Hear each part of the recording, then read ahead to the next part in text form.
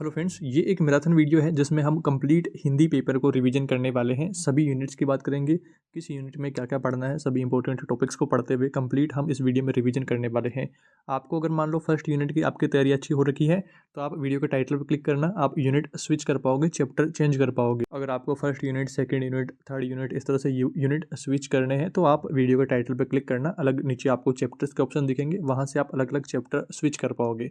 और अगर जिनकी तैयारी कमज़ोर है, जिनको हिंदी में अभी तक उतनी अच्छी तैयारी नहीं हुई है, तो वो वीडियो को लगातार देखना और थोड़ी-सी स्पीड बढ़ा के देखना और एग्ज़ाम से पहले 3-4 बार देख लेना, ताकि एग्ज़ाम में आपकी हिंदी की तैयारी अच्छी हो सके। और आपकी परीक्षा तैयारी में थोड़ी भी मदद इस वीडियो से या हमारे चैनल से मिल रही है, तो चैनल को सब्सक्राइब ज़रूर करें, अपने दोस्तों तक भी शेयर करें और वीडियो को लाइक भी कर देना। दोस्तों, हम सबसे पहले बात करते हैं हिंदी का पहला यूनिट का नाम है हिंदी भाषा के ऊपर बात करेंगे और क्षेत्रीय और ऐतिहासिक विविधता किस प्रकार से है हिंदी को लेकर के, उस बारे में बात करेंगे। 5 नंबर का यूनिट है और कुछ छोटे-छोटे टॉपिक्स हैं जिनको आपको समझना है, याद करना है। आइए वीडियो को शुरू करते हैं। तो पहला इंपॉर्टेंट टॉपिक देखिए यहाँ पर हिंदी का शाब्दिक अर्थ के बारे में जानते हैं।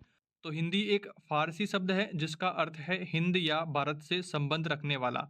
यह शब्द सिंध से बना है, जो कि दोस्तों सिंधु नदी के आसपास के दक्षिणी क्षेत्र को सिंध कहा जाता है। और उसके बाद में व्यापार के लिए ईरानी लोगों का भारत आना जाना हुआ और ईरानी में है को से बोले जाने के कारण वहाँ के यात्री सिंधु को हिंदू तथा सिंध को हिंद बोलने लगे, है ना। और उसके बाद में यह शब्द पूरे देश के लिए काम आया और भारत देश हिंद या हिंदुस्तान कहलाया।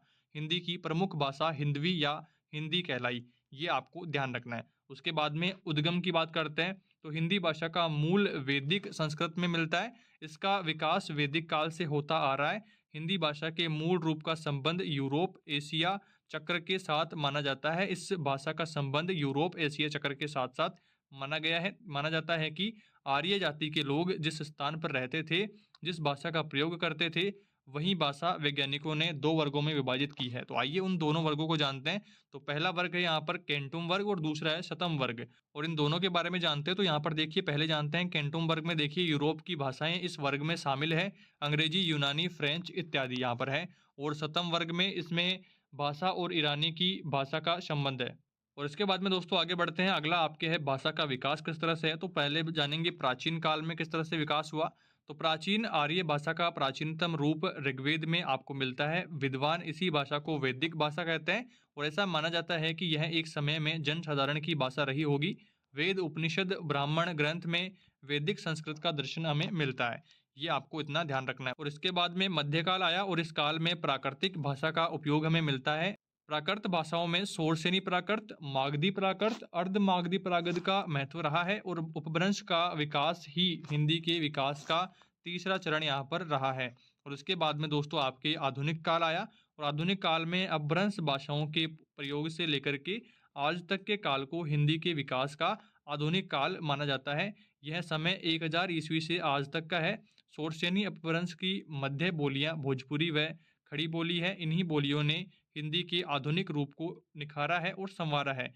ये आपको थोड़ा-सा ध्यान रखना है। कुछ पॉइंट्स हैं दोस्तों, थोड़ा-सा डिफ़िकल्टीज़ आपको यहाँ पर आ सकती है, बट कुछ-कुछ पॉइंट्स आपको ध्यान रखना है ताकि इस तरह का प्रश्न अगर आपके आता है, तो आप उसे आसानी से हैंडल कर पाएँ।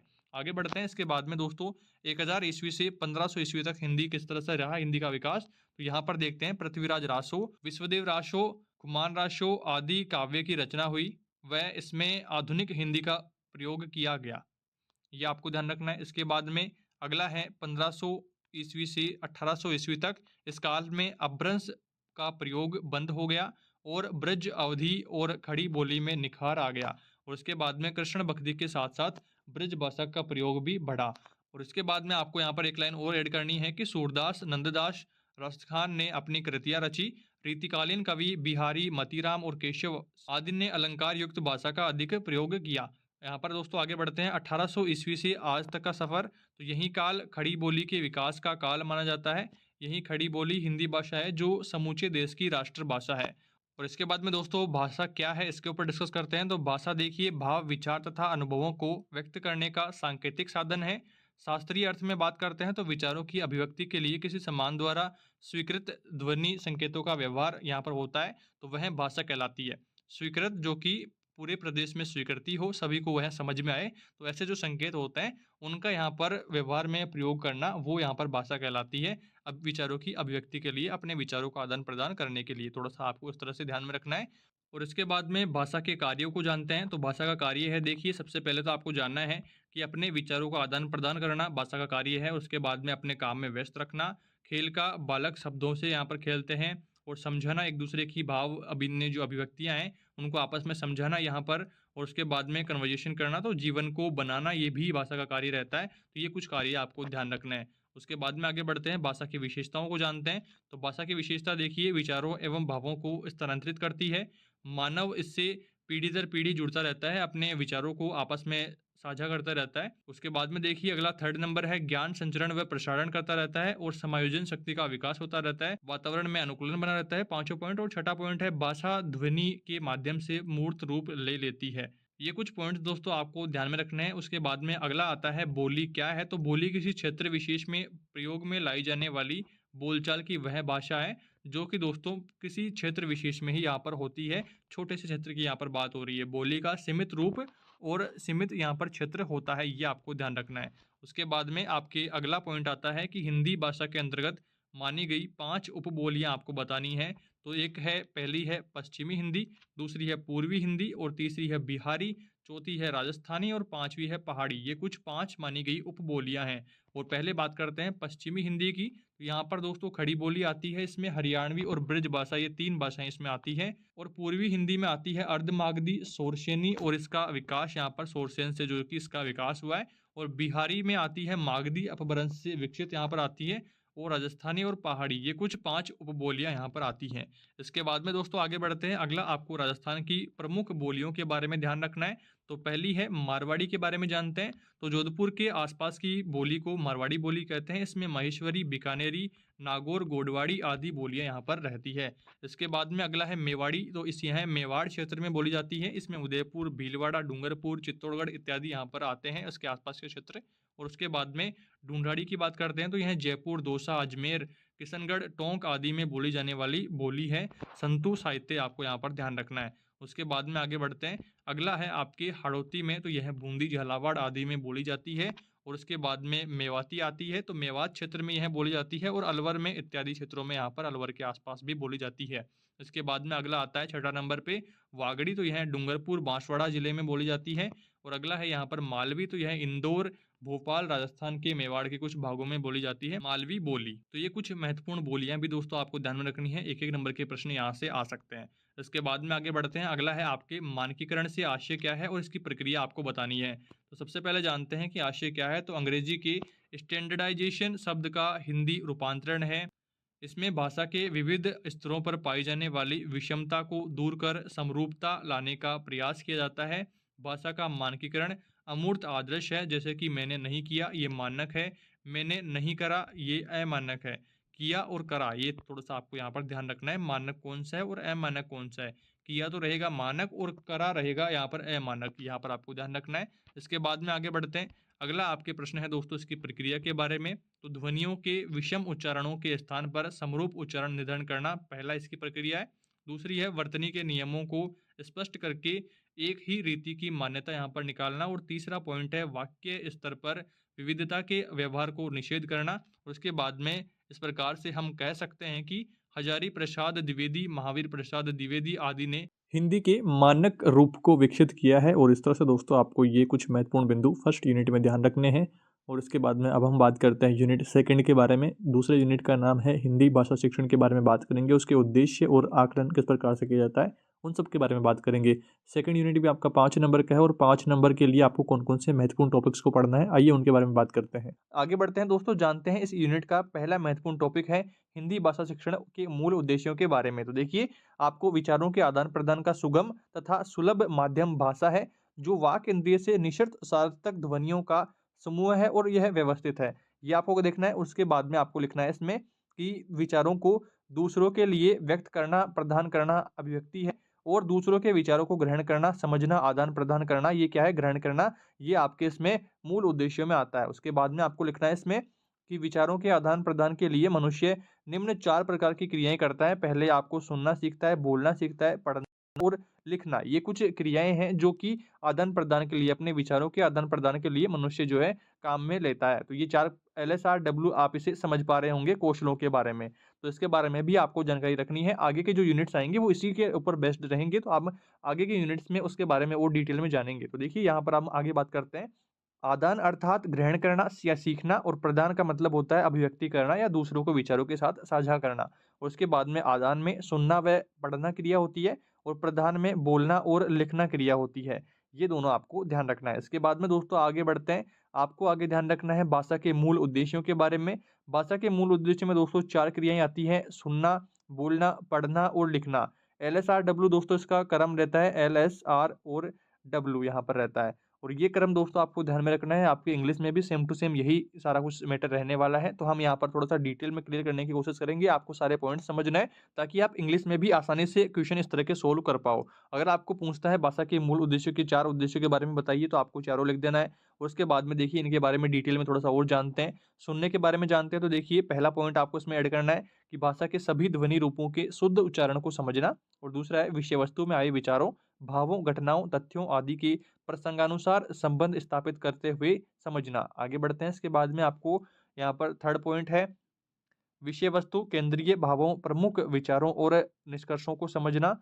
सुनने के शिष्टाचार का पालन करने की क्षमता का विकास करना। शिष्टाचार पूर्वक सुनने में बालक की निम्न प्रकार की शारीरिक स्थिति रहती है। तो क्या स्थिति रहती है उसके बारे में जानते हैं। तो श्रोता बालक के वक्ता की ओर मुंह करके बैठे। और उसके बाद में सेकंड है श्रोता चुपचाप ध्यानपूर्वक अर्थ ग्रहण करते हुए सुने। थर्ड पॉइंट है सुनते समय मुंह फेर कर बैठना, साथ ही से वार्तालाप वाद विवाद न करें। और श्रोता वक्ता के सम्मान का ध्यान रखे और वक्ता को अनावश्यक परेशान ना करे। तो ये कुछ पॉइंट्स आपको शिष्टाचार पूर्वक सुनने में जो बालक है उसको सहायक रहते हैं, तो ये पॉइंट्स आपको ध्यान में रखने होते हैं। इसके बाद में आगे बढ़ते हैं। अगला है दोस्तों आपके पॉइंट है बोलना, और बोलने में आपको कुछ पॉइंट्स ऐड करने हैं। तो देखिए पहला है शुद्धता, स्पष्टता तथा उतार चढ़ाव व उचित हाव भाव का निर्वाह करते हुए समूह में अथवा अलग से सहज रूप में प्रभावी ढंग से बोलने की क्षमता रखना। अगर आपको बोलने की परिभाषा टाइप इस तरह से कुछ पूछता है कि बोलना कौशल के बारे में बताइए, तो आपको इस तरह से ऐड करना है।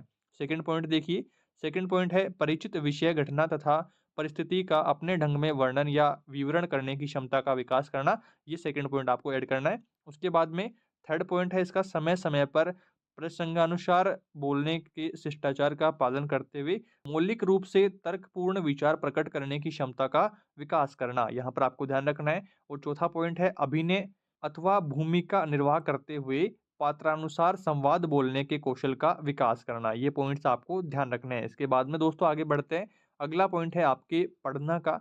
पढ़ना में देखिए आपको पॉइंट ध्यान रखने हैं। पहला पॉइंट है भाषा तत्वों के प्रसंगानुसार विश्लेषण करते हुए समझना। दूसरा पॉइंट है विषय वस्तु में आए विचारों, भावों, घटनाओं, तथ्यों आदि में प्रसंगानुसार संबंध स्थापन करते हुए समझना। इसके बाद में अगला पॉइंट है विषय वस्तु के सारांश, केंद्रीय भावों और निष्कर्षों को समझना। चौथा पॉइंट है बाल शब्दकोश को समझने की क्षमता का विकास रखना। उसके बाद में स्तरानुकूल पाठ्येतर, कहानियां, सचित्र, पुस्तकें आदि साहित्य को समझकर पढ़ने की क्षमता का विकास करना। ये पॉइंट्स आपको पढ़ना में ध्यान रखना है। उसके बाद में दोस्तों अगला पॉइंट है आपके लिखना, और लिखने में आपको कुछ पॉइंट्स और ध्यान रखने हैं। तो वो पॉइंट्स हैं कि अक्षरों व शब्दों को सही आकार, उचित क्रम, पर्याप्त अंतर को समझते हुए लिखने की क्षमता का विकास करना। लिखने में आपको ऐड करना है पहला पॉइंट। और दूसरा पॉइंट है देखकर और सुनकर सुस्पष्ट, सुंदर, शुद्ध रूप में उचित विराम चिन्हों का ध्यान रखते हुए लिखने की क्षमता का विकास करना आपका दूसरा पॉइंट है। और थर्ड पॉइंट दोस्तों आपको इसमें ऐड करना है कि सरल रूपों, प्रार्थना पत्रों, निबंध, वर्णन, विवरण आदि को सरल अनुच्छेदों में रचना करते हुए लिखने की क्षमता का विकास करना। और इसके बाद में आपका चौथा पॉइंट आता है मौलिक रूप से तथा तर्कपूर्ण ढंग से सरल वर्णन, विवरण, निबंध, प्रश्नोत्तर, सारांश, कहानी, कविता आदि को लिखने की क्षमता का विकास करना। तो ये कुछ पॉइंट्स आपको इन चारों कौशलों के बारे में ध्यान रखना है। इसके बाद में दोस्तों अगला आपके महत्वपूर्ण टॉपिक है हिंदी भाषा शिक्षण का महत्व क्या रहता है। तो यहाँ पर देखिए राजस्थान में हिंदी भाषा अध्ययन का माध्यम है। इस दृष्टि से बच्चों को हिंदी का ज्ञान कराना आवश्यक है। यदि बच्चे का अधिकार भाषा पर नहीं हो तो वह ज्ञान के अन्य स्रोतों को भी प्रगति नहीं कर पाएगा। भाषा ही चिंतन का आधार है। ये आपको पॉइंट ध्यान रखने हैं। इसके बाद में हम कुछ और महत्वपूर्ण पॉइंट्स की बात करते हैं इसमें। तो यहाँ पर आपको पहला पॉइंट लिखना है महत्व में, व्यक्तित्व का संपूर्ण विकास यहाँ पर होता है। तो बच्चा पराई भाषा अपने परिवार से, आस-पड़ोस से, स्कूल के भीतर सीखता है। उसके बाद में आगे बढ़ते हैं। अगला है इसलिए वह अच्छे व प्रभावी ढंग से अपनी बात कह पाता है, समझ पाता है। इस प्रकार बच्चा भाषा द्वारा देखे गए वातावरण में जीता है। और इसके बाद में सेकंड पॉइंट है सामाजिक व सांस्कृतिक एकता में सहायक। तो भाषा के माध्यम से बच्चा अपने परिवार को बेहतर तरीके से जान पाता है और उसके बाद में रहन-सहन, रीति-रिवाज, वेशभूषा, साहित्य इत्यादि के बारे में भी जान पाता है। जैसे उठना, चलना, फिरना, खाना-पीना आदि सीखता है, वैसे ही वह भाषा को सीखता है और उसे अपने उपयोग के अनुरूप ढाल लेता है। तो इस तरह से ये पॉइंट आपको ध्यान रखना है। और थर्ड पॉइंट है यहाँ पर शिक्षा प्राप्ति का मुख्य आधार। तो पाठ्यक्रम में हिंदी को आधारगत विषय के साथ-साथ माध्यम के रूप में भी रखा जाना अपेक्षित है। भाषा के इतर विषयों के ज्ञानार्जन का माध्यम भी हिंदी है। किसी विषय को सीखने का अर्थ होता है उसकी अवधारणाओं को सीखना, उसकी शब्दावली को सीखना, उसके बारे में आलोचनात्मक ढंग से चर्चा करना और उसके बारे में लिख सकना। अतः बच्चा सभी विषयों को इस भाषा के माध्यम से अच्छी तरह से सीख लेता है। अतः हिंदी ज्ञानोपार्जन का साधन है, ये आपको ध्यान रखना है। इसके बाद में दोस्तों आपके अगला महत्वपूर्ण प्रश्न रहता है, भाषा बच्चों का सांस्कृतिक विकास कैसे करती है? तो यहाँ पर दोस्तों आपको ऐड करना है कि भाषा की प्रत्येक विषय वस्तु का संबंध हमारी संस्कृति से है और भाषा के माध्यम से ही हम अपनी संस्कृति के मूल्यों की पहचान कर सकते हैं। भाषा शिक्षण का एक उद्देश्य है अभिवृत्ति का विकास करना, ये इसका शिक्षण का एक उद्देश्य है। अभिवृत्ति से तात्पर्य है जीवन मूल्य का निर्माण करना। भाषा की विषय सामग्री में प्रकृति, प्रेम, लिंग समानता, शांति, स्वास्थ्य के प्रति सकारात्मक दृष्टिकोण, उसके बाद में आपको लिखना है कि प्रस्तुत करती है सकारात्मक दृष्टिकोण को और उससे बच्चों में सांस्कृतिक विकास होता है। ये पॉइंट आपको ध्यान रखना है। इसके बाद में दोस्तों हम कुछ कौशलों की बात करते हैं। तो यहाँ पर सुनने के कौशल की पहले बात करेंगे। सबसे पहले लिसनिंग आता है। तो यहाँ पर सुनने के कौशल का विकास करने के लिए अध्यापक को किन गतिविधियों का उपयोग करना चाहिए? तो आपको यहाँ पर फर्स्ट पॉइंट लिखना है, पाठ्यपुस्तक में दिए गए चित्रों, दृश्यों के अनुसार मूर्त वस्तुओं को छोटे-छोटे सरल वाक्यों में परिचित शब्दावली में वर्णन करें। वर्णन में रूप, रंग, आकार आदि पर बच्चों के साथ खुल कर के चर्चा करनी चाहिए।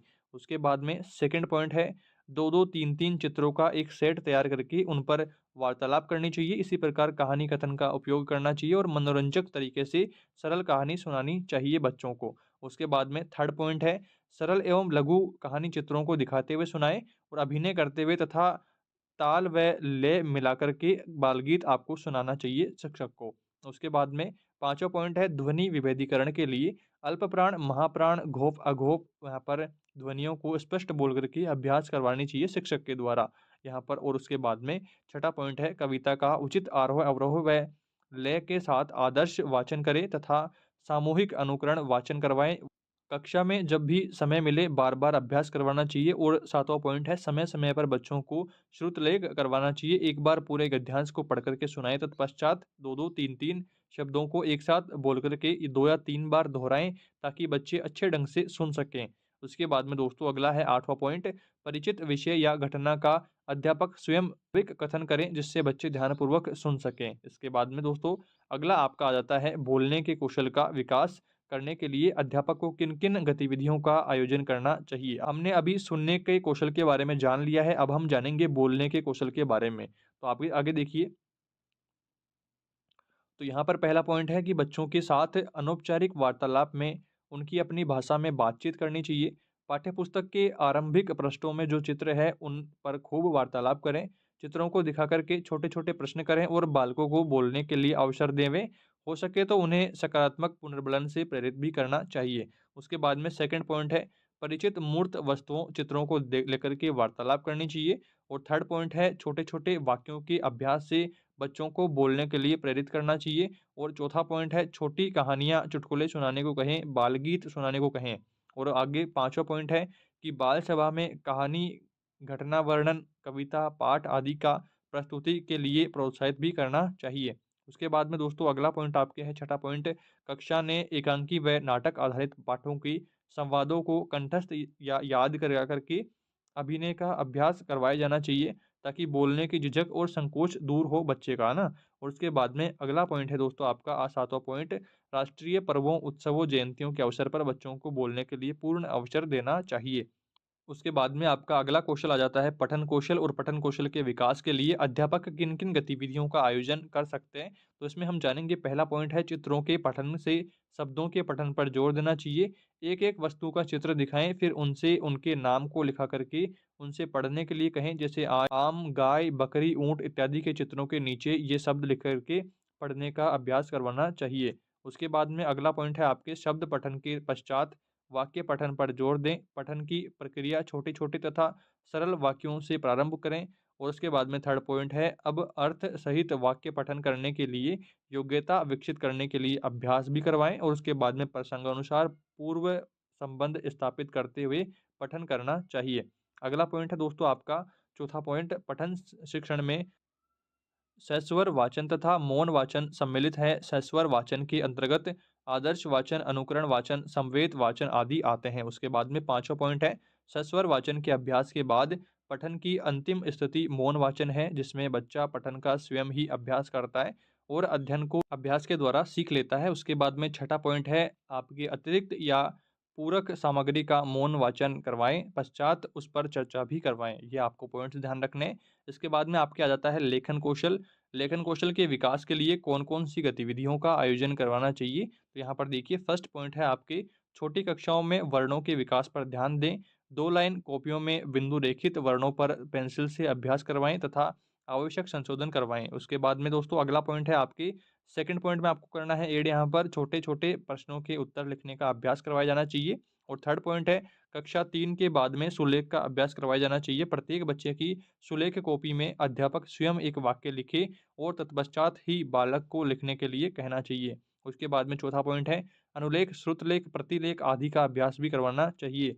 और उसके बाद में अगला पांचवा पॉइंट है, लिखने के लिए बैठने की व्यवस्था, प्रकाश व्यवस्था, वर्ण लेखन के चरण, शिरोरेखा, वर्णों व शब्दों के मध्य उचित अंतर, वर्णों का सही व समान आकार का ध्यान रखा जाए, लिखावट के दोष का बोध कराया जाना चाहिए व सही लेखन का अभ्यास भी करवाया जाना चाहिए। उसके बाद में दोस्तों छठा पॉइंट आता है आपके अध्यापक लिखने के कौशल का अभ्यास कराने से पूर्व श्यामपट्ट पर लिख करके उनका अभ्यास बच्चों से करवाएं, ताकि बच्चे जो है उन सभी पॉइंट्स को ठीक से समझ पाएं। अब आप देखिए, कोई कठिन वर्ड आ जाता है, तब आप बच्चों को अगर ठीक तरीके से उसका संधि विच्छेद करके बोर्ड पर लिख करके नहीं समझाएंगे, तो बच्चे बोलने से ही उसको नहीं समझ पाएंगे। तो पूरा डिटेल में आपको उस वर्ड को एक्सप्लेनेशन करके समझाना होगा। तो इस तरह से आपको ध्यान रखना है। इसके बाद में दोस्तों अगला पॉइंट आता है आपके आकलन का। और आकलन के बारे में दोस्तों आपके प्रश्न पूछा जा सकता है कि आकलन क्या है, कैसे है, थोड़ा संक्षेप में लिखिए। तो उस तरह का प्रश्न अगर आपके आता है, तो आपको इसमें ऐड करना है कि आकलन शिक्षण प्रक्रिया का एक अभिन्न अंग है।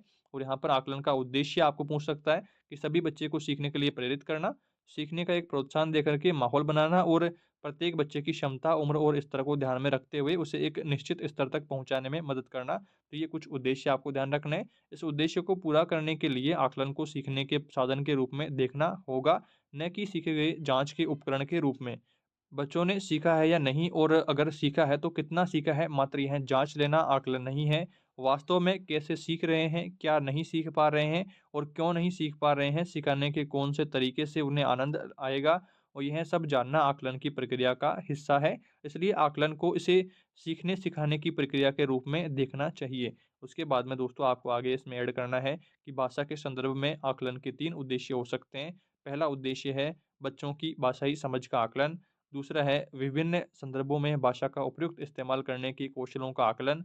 और थर्ड पॉइंट है भाषा की सौंदर्य को सराह पाने की क्षमता का आकलन। तो यहाँ पर हमारा ये यूनिट कंप्लीट होता है, और अब हम बात करते हैं तीसरे यूनिट के बारे में। तीसरे यूनिट का नाम है मौखिक अभिव्यक्ति के बारे में बात करेंगे। मौखिक अभिव्यक्ति के बारे में आप छोटी छोटी जानकारी जानते हैं, जैसे हमारी जो बातचीत हो रही है, मौखिक बातचीत हो रही है। अभी हम नोट्स के माध्यम से बात कर रहे हैं, पर अगर हम फेस टू फेस बात कर रहे हैं तो मौखिक अभिव्यक्ति वहाँ हो रही है, लिखित वहाँ पर कुछ भी मैटर नहीं है। वो हवा में विलीन हो जाता है, ध्वनियाँ जो है वो हवा में विलीन हो जाती है, बाद में उसका जो स्थायी प्रारूप है, स्थायी प्रारूप वो नहीं रहता है। इस तरह से कुछ बिंदु आप ऑलरेडी जानते हैं, पर आपके क्वेश्चन किस टाइप से आएंगे, कौन कौन से महत्वपूर्ण टॉपिक्स इस यूनिट में आपको पढ़ने हैं, उनके बारे में बात करेंगे। 10 नंबर का यूनिट है, तो यहाँ से निबंधात्मक प्रश्न भी आ सकते हैं, बड़े प्रश्न भी आ सकते हैं, और कुछ छोटे प्रश्न भी यहाँ से बनते हैं। सभी महत्वपूर्ण बिंदुओं को हम डिस्कस करते हैं। सबसे पहला इंपॉर्टेंट टॉपिक आता है अभिव्यक्ति से क्या अभिप्राय है, उस बारे में जानते हैं। तो इसमें देखिए, विचारों की आदान प्रदान का माध्यम भाषा है। हमारे जो भी विचार हैं उनको हम भाषा के माध्यम से ही समझ पा रहे हैं, एक दूसरे के साथ में साझा कर पा रहे हैं। आदान में दूसरों के विचारों को ग्रहण करते हैं और प्रदान में अपने विचारों को दूसरों तक पहुँचाया जाता है। भावों विचारों को प्रकट करना भी अनिवार्य होता है और उसके बाद में देखिए मनुष्य के मन में भावनाओं और विचारों का उद्गम होता है।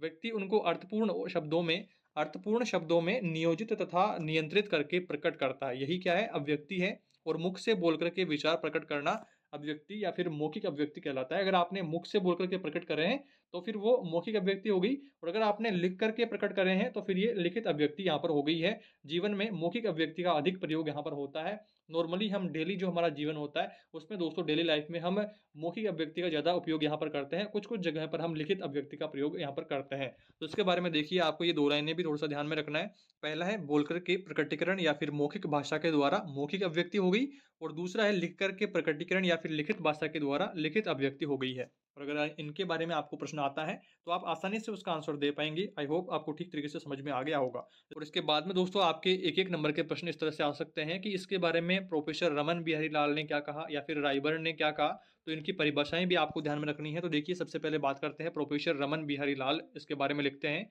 कि मानव अपने हृदय के भावों को प्रकट करने के लिए जिस ध्वन्यात्मक संकेत या साधन का प्रयोग करता है उसे उसकी भाषा मौखिक भाषा या फिर मौखिक अभिव्यक्ति कहा जाता है। ये आपको ध्यान रखना है। इसके बाद में रायबर्न के कथनानुसार भाषा शिक्षा का प्रारंभिक कार्य विश्रृंखलित विचार को श्रृंखलित करने का एवं बालकों की मौखिक अभिव्यक्ति बढ़ाने का होता है, क्योंकि व्यक्तित्व विकास के लिए सरल, स्पष्ट व प्रभावशाली मौखिक अभिव्यक्ति अत्यावश्यक है। तो ये कुछ पॉइंट्स भी आपको इसमें ध्यान रखने हैं। इसके बाद में देखिए उपयुक्त दोनों प्रकार की अभिव्यक्तियों में से मनुष्य प्रधानतः मौखिक अभिव्यक्ति द्वारा ही अपने विचारों को अभिव्यक्त करता है। डेली लाइफ में हम ज़्यादातर मौखिक अभिव्यक्ति का ही प्रयोग यहाँ पर करते हैं। और उसके बाद में आपको इसमें ऐड करना है कि लिखित अभिव्यक्ति गौण एवं उसकी प्रतिनिधि मात्र है, क्योंकि भावों की अभिव्यक्ति का साधन साधारणतः सर्वप्रथम उसके द्वारा उच्चारण की जाने वाली भाषा ही होती है। इस प्रकार से मनुष्य अपने विचारों को 2 प्रकार से प्रकट करता है। पहला है बोल करके, मौखिक या फिर बोल करके प्रकट करता है और या फिर दूसरा है जो लिखित या फिर लिख करके प्रकट करता है। अगर आपको निबंधात्मक प्रश्न पूछता है तो आपको इस तरह से डिटेल में आपको लिखना है। उसके बाद में दोस्तों आगे बढ़ते हैं इसके उद्देश्यों के। आपका ये यूनिट जो है मौखिक अभिव्यक्ति के बारे में है, तो यहाँ पर हम मौखिक अभिव्यक्ति को केंद्रित करके चलेंगे। तो यहाँ पर दोस्तों आपको मौखिक अभिव्यक्ति के उद्देश्यों के बारे में बात करते हैं। तो पहला उद्देश्य है कि शिक्षार्थी शुद्ध, स्पष्ट, स्वाभाविक एवं प्रभावयुक्त वाणी में वार्तालाप एवं भाषण की क्षमता अर्जित कर सकेंगे। दूसरा है भावानुकूल आरोह अवरोह बल और अनुतान का ध्यान रखते हुए मौखिक अभिव्यक्ति कर सकेंगे। इस तरह से आपको ध्यान रखना है। इसके बाद में थर्ड पॉइंट है मानक भाषा में सहज भाव से अपनी बात प्रस्तुत कर सकेंगे। उसके बाद में चौथा पॉइंट है उचित एवं अवसरानुकूल भाषा शैली का प्रयोग कर सकेंगे तथा आत्मविश्वास एवं अपेक्षित हाव भाव सहित बोलने में निपुणता हासिल कर सकेंगे। इस तरह से आपको ध्यान रखना है। और इसके बाद में बात करते हैं मौखिक अभिव्यक्ति की उपादेयता के बारे में। तो जानते हैं देखिए यहाँ पर मौखिक अभिव्यक्ति बालक के व्यक्तित्व के विकास का सबसे सुंदर साधन है। हमारे जीवन में मौखिक अभिव्यक्ति का सर्वाधिक उपयोग होता है। मौखिक अभिव्यक्ति लिखित अभिव्यक्ति का मूल आधार होती है। यहाँ पर आपको ध्यान रखना है। आगे बढ़ते हैं दोस्तों और इसके उपागमों को जानते हैं। तो यहाँ पर देखिए पहला उपागम है अधिगम की सरलता रहती है। दूसरा उपागम है अनुकरण व अभ्यास की उपलब्धता। तीसरा है कुशलता में सहायक। चौथा है स्पष्टीकरण में सरलता। पांचवा है दृढ़ता में सहायक। छठा है सजीवता व भाव प्रदर्शन और सातवां है विचार भाव तथा आत्म प्रकाशन के लिए पर्याप्त अवसर यहाँ पर। और आठवां है वार्तालाप भाषण में कुशलता की संप्राप्ति। ये कुछ पॉइंट्स आपको उपादेयता में ध्यान रखने हैं। और इसके बाद में दोस्तों बात करते हैं मौखिक अभिव्यक्ति के पहलुओं के बारे में। तो पहला पॉइंट है इसमें दोस्तों अनुभव विस्तार के बारे में। और यहाँ पर देखिए इसमें आपको लिखना होगा बालक का जितना अधिक अनुभव होगा तो वह अभिव्यक्ति बेझिझक आत्मविश्वास के साथ कर सकेगा। जितना ज़्यादा एक्सपीरियंस उसको रहेगा उसके अनुसार ही वह अभिव्यक्ति मौखिक अभिव्यक्ति कर पाएगा बिना झिझक के, बिना किसी डर के। और उसके बाद में अनुभव विस्तार के लिए आवश्यक है कि उसकी प्रत्येक जिज्ञासा को समुचित जानकारी देकर के संतुष्ट किया जाए। अनुभव विस्तार विषय वस्तु का व्याकरण तत्वों का बोध व शब्द भंडार की वृद्धि, शब्दों का प्रासंगिक अर्थ तथा समाज द्वारा अभिप्रेरित अर्थ आवश्यक है और बालक को अधिक से अधिक सुनने का, बोलने का अवसर भी देना चाहिए। इसका आपको ध्यान रखना है। इसके बाद में दोस्तों आपकी सेकंड पॉइंट है व्याकरण सम्मत शुद्ध भाषा। और यहाँ पर देखिए शुद्ध उच्चारण, व्याकरण सम्मत वाक्य रचना के साथ समाज द्वारा मान्य शुद्ध प्रयोग भी मौखिक अभिव्यक्ति में आवश्यक होते हैं। जैसे दुकान बंद करो, गाय चिल्लाती है, बालक को काट कर के फल दीजिए, मौलवी साहब मंदिर में गए हैं। जैसी जो वाक्यावली है ये दोषपूर्ण है। यहाँ पर देखिए इसके लिए जो सही वाक्य होंगे वो होंगे दुकान बढ़ा दो, गाय रंभाती है, फल काट कर के बालक को दीजिए, मौलवी साहब मस्जिद में गए हैं, आदि अभिव्यक्ति में उपयुक्त रहते हैं, आदि वाक्य सही रहते हैं। अगर आपको कंप्लीट जानकारी नहीं है, आस-पास में समाज के बारे में जानकारी नहीं है, तो आप फिर अशुद्ध वर्तावली वहाँ पर उपयोग में लोगे, अशुद्ध शब्दावली आप काम में लोगे। तो उसके लिए आपको कंप्लीट आपको जानकारी होनी चाहिए। बेसिक जो जानकारी है, बेसिक नॉलेज आपके पास होना चाहिए, तभी आप उसको मैनेज कर पाओगे। उसके बाद में दोस्तों अगला आपके थर्ड पॉइंट है स्वाभाविक एवं स्पष्टता। तो बालक बोलचाल एवं अभिव्यक्ति में बनावटीपन नहीं होना चाहिए, अस्पष्टता, कथन की अपूर्णता भी नहीं हो। और उसके बाद में मौखिक अभिव्यक्ति की सार्थकता, उसकी सहजता, स्वाभाविकता एवं स्पष्ट होनी चाहिए। उसके बाद में दोस्तों चौथा पॉइंट है कि अपने विचारों, भावों को भली प्रकार दूसरों तक पहुँचाने के लिए क्रमबद्धता होनी चाहिए। विचारों की व्यवस्था में स्पष्टता भी यहाँ पर रखना चाहिए। और अगला पाँचवाँ पॉइंट है सशक्तता। सशक्तता का गुण अभिव्यक्ति के लिए अपरिहार्य है। सशक्त अभिव्यक्ति से श्रोता पर गहरा व स्थायी प्रभाव पड़ता है अगर आपके ठीक उच्चारण वहाँ पर रहता है। और उसके बाद में छठा पॉइंट है प्रवाह। तो विचार या भाव आदि प्रवाह में नहीं हो तो संदेश संवाद विहीन हो जाता है। श्राव्य होने पर भी श्रोता समझ नहीं पाता है। तो उनमें प्रवाह भी ठीक होना चाहिए। उसके बाद में अवसरानुकूलता। छात्रों को श्रोताओं की आयु, सामाजिक स्तर, स्थिति व स्वरूप और समझ की क्षमता के अनुसार अपनी भाषा का प्रयोग करना चाहिए। हर्ष, शोक, आदेश आदि का प्रयोग प्रसंग के अनुसार करना चाहिए। अगर खुश होने वाला माहौल है और आप दुखी बातें कर रहे हो तो वहाँ पर भी ठीक नहीं रहेगा। और अगर आप माहौल दुखी है और आप खुशी बातें कर रहे हो तो वो भी दोस्तों ठीक नहीं रहता है। माहौल के अनुसार आपको वहाँ पर बात करना चाहिए। आदेश होता है या फिर कुछ भी होता है, हर्ष, शोक, आदेश आदि इनमें आपको ध्यान रखना होता है। उसके बाद में दोस्तों आगे बढ़ते हैं। आठवां पॉइंट है प्रभावोत्पादकता। तो मौखिक अभिव्यक्ति का मुख्य उद्देश्य है कि वक्ता श्रोता तक अपने संदेश या सूचना को प्रभावी ढंग से व शीघ्रता से पहुंचाए। इसलिए अभिव्यक्ति में प्रभावोत्पादकता भी होनी चाहिए। तो ये पॉइंट्स आपको ध्यान रखने हैं। इसके बाद में दोस्तों आगे बढ़ते हैं। अगला आपके इंपॉर्टेंट क्वेश्चन रहने वाला है कहानी व कविता सुनना तथा सुनाना बच्चों की मौखिक अभिव्यक्ति को विकसित करने में किस प्रकार से सहायक होता है। तो यहाँ पर देखिए इसका आंसर आपको डालना है। कहानियाँ सुनना सुनाना प्राथमिक कक्षाओं में बच्चों की भाषा सीखने में बहुत मददगार रहता है। कहानी सुनना बच्चों के लिए रुचिकर होने के साथ साथ उनकी सृजनात्मकता को भी बढ़ाने वाला होता है। उसके बाद में कई बार बच्चे सुनी सुनाई कहानी में मनचाहा बदलाव करके अपने मित्रों को सुनाते हैं। इसके द्वारा बच्चे न केवल शब्दों के अर्थ बल्कि विभिन्न घटनाओं को भी समझने लगते हैं और साथ ही वह बच्चों की कल्पनाशीलता को भी बढ़ाती है।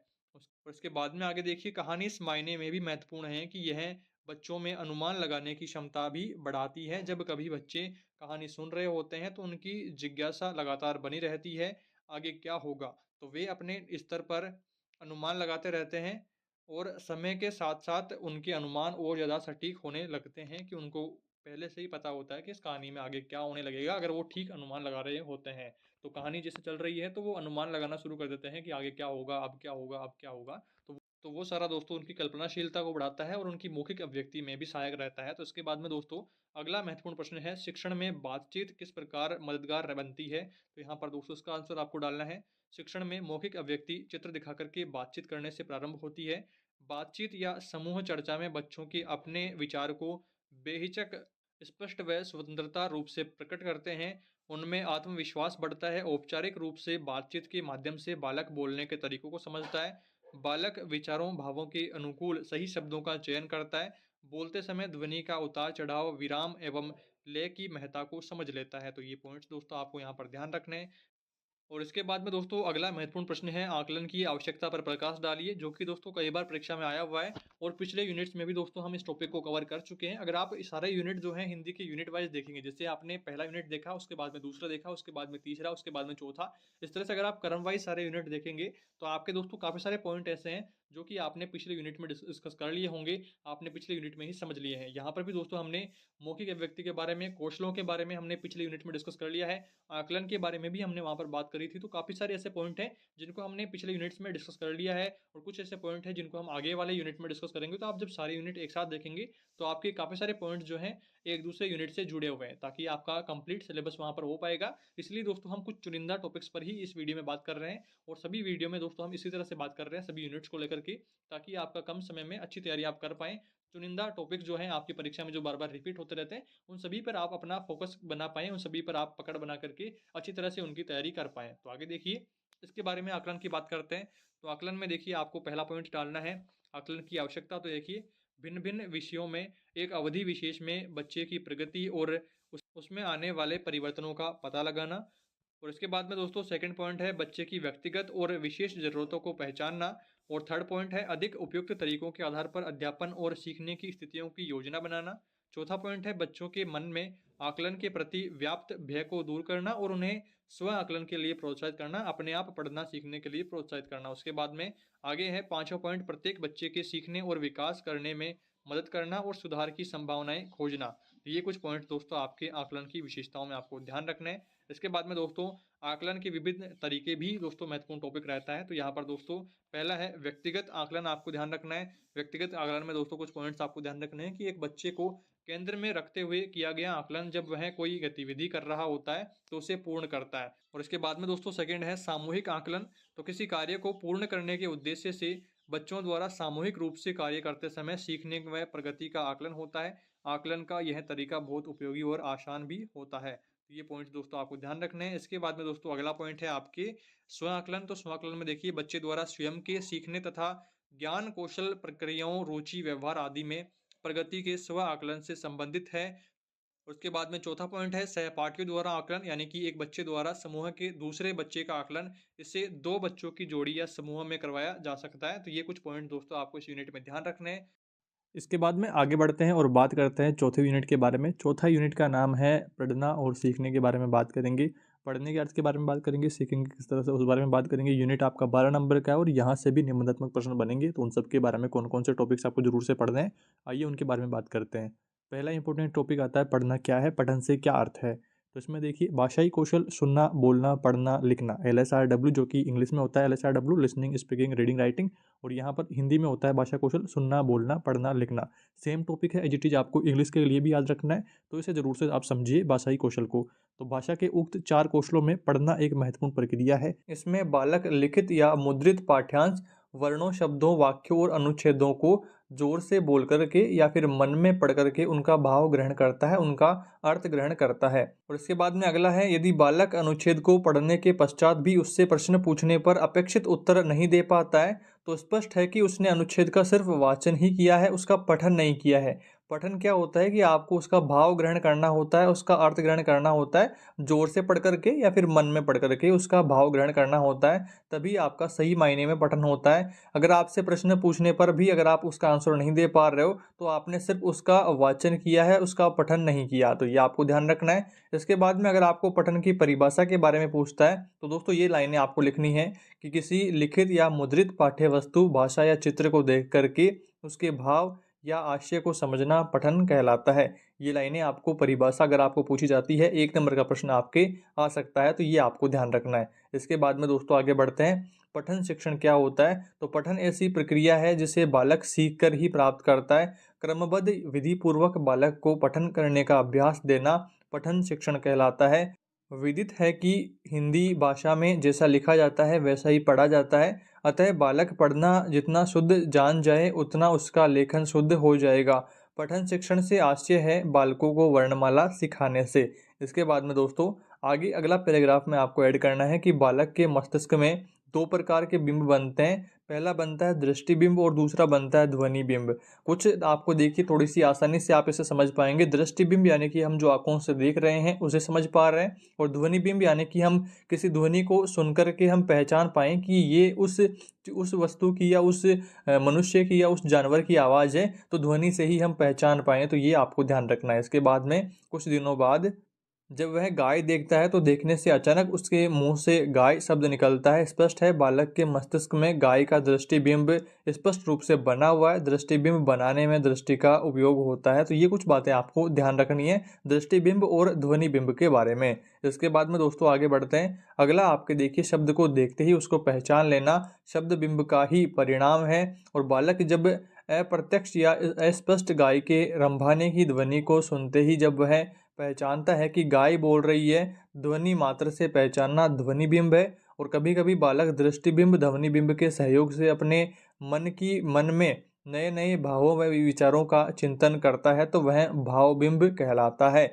ये सब दोस्तों बातें आपको ध्यान रखनी है। इसके बाद में आगे बढ़ते हैं। पढ़ने सीखने के विभिन्न उपागमों का प्रश्न भी दोस्तों इम्पोर्टेंट है। तो यहाँ पर दोस्तों पहला उपागम है आपके वर्ण विधि को लेकर के। तो वर्ण विधि के अंतर्गत वर्णों की सीधे पहचान कराई जाती है, यथा अ आ इ ई आदि जो स्वर हैं तथा क ख ग घ आदि व्यंजनों के लिखित रूप की पहचान कराना है। उन्हें उनकी ध्वनियों के साथ संबंधित करना, इसके लिए लकड़ी या किसी धातु से बने हुए वर्णों की सहायता भी ली जा सकती है। इस विधि में वर्णमाला पर विशेष बल दिया जाता है। वर्ण विधि में वर्णों पर अधिक बल दिया जाता है। इसके बाद में दोस्तों नेक्स्ट है शब्द विधि। और शब्द विधि में देखिए, शब्द विधि में शब्दों पर बल दिया जाता है और शब्द के माध्यम से वर्ण सिखाए जाते हैं और अधिक शब्द बनाने की क्षमता वाले वर्णों को पहले पढ़ाया जाता है और उसके बाद में कम क्षमता वाले जो शब्द होते हैं उनको बाद में पढ़ाया जाता है। और इस विधि में वर्णों के वर्णमाला के क्रम में से नहीं सिखाया जाता है। परिचित वस्तु के परिचित नाम का प्रयोग ही वर्ण बोध के लिए किया जाता है।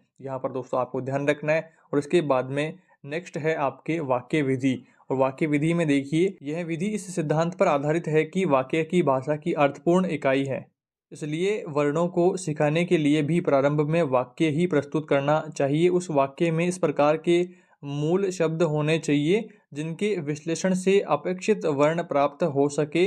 इसके लिए आज्ञार्थक वाक्य उपयुक्त होते हैं क्योंकि वे लघुतम होते हैं, जैसे अमर, आ, घर चल, छत पर चढ़।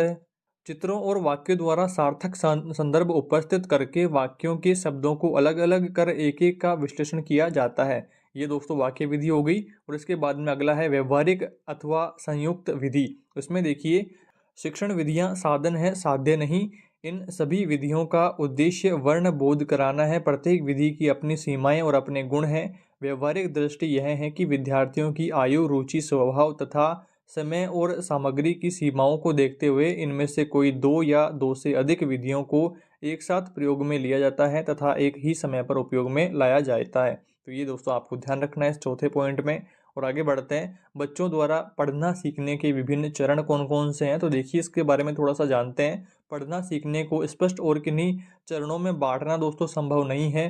कोई भी स्तर अपने पहले के स्तर से और बाद के स्तर से पूरी तरह अलग नहीं हो सकता। यह इसलिए भी दोस्तों पूरी तरह से व्यवहारिक नहीं है क्योंकि पढ़ना सीख रहे 4 साल के बच्चे भी मौखिक भाषा कौशल के जरिए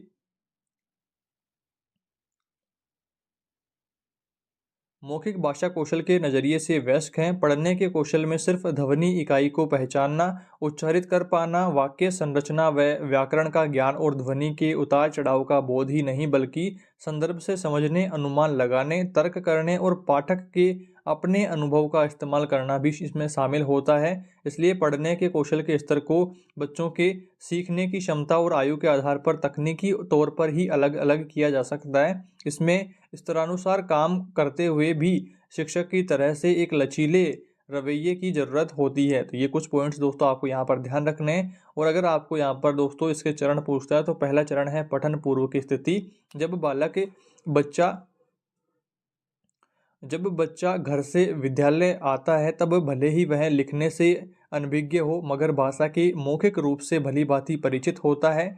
और विद्यालय में प्रवेश से पूर्व बच्चे के पास सैकड़ों शब्द होते हैं जिनका वह रोजमर्रा के जीवन में विभिन्न संदर्भों के साथ प्रयोग करता होता है। भाषा का यह मौखिक रूप बच्चा आमतौर पर अनुकरण से सीखता है, यथा माता, माँ, पानी, है ना, और पापा, रोता, रोटी, दूध इत्यादि जो शब्द होते हैं ये कुछ बच्चा जो है दैनिक दिनचर्या में अपने घर वालों से सीखता है, अपने परिवार से सीखता है। इसमें बच्चों को स्कूल में पारिवारिक वातावरण का एहसास होगा और वह सहज रूप से पठन की तरफ अग्रसर हो पाएगा। इसके बाद में दोस्तों सेकंड पॉइंट है आपका पठन का प्रारंभिक चरण। तो पढ़ने का यह शुरुआती और महत्वपूर्ण चरण है जिसमें बच्चे यह सीख रहे होते हैं कि जिस तरह से अब वे अपने आसपास के जगत को देखते हुए समझ रहे हैं और अर्थ दे रहे होते हैं, उसी तरह से लिखित और छपी हुई सामग्री से में भी अर्थ होता है और उसको देख करके या फिर पढ़ करके अर्थ ग्रहण किया जा सकता है। इस स्तर पर पाठ का अर्थ ग्रहण करने के साथ ध्वनि इकाइयों को पहचाने।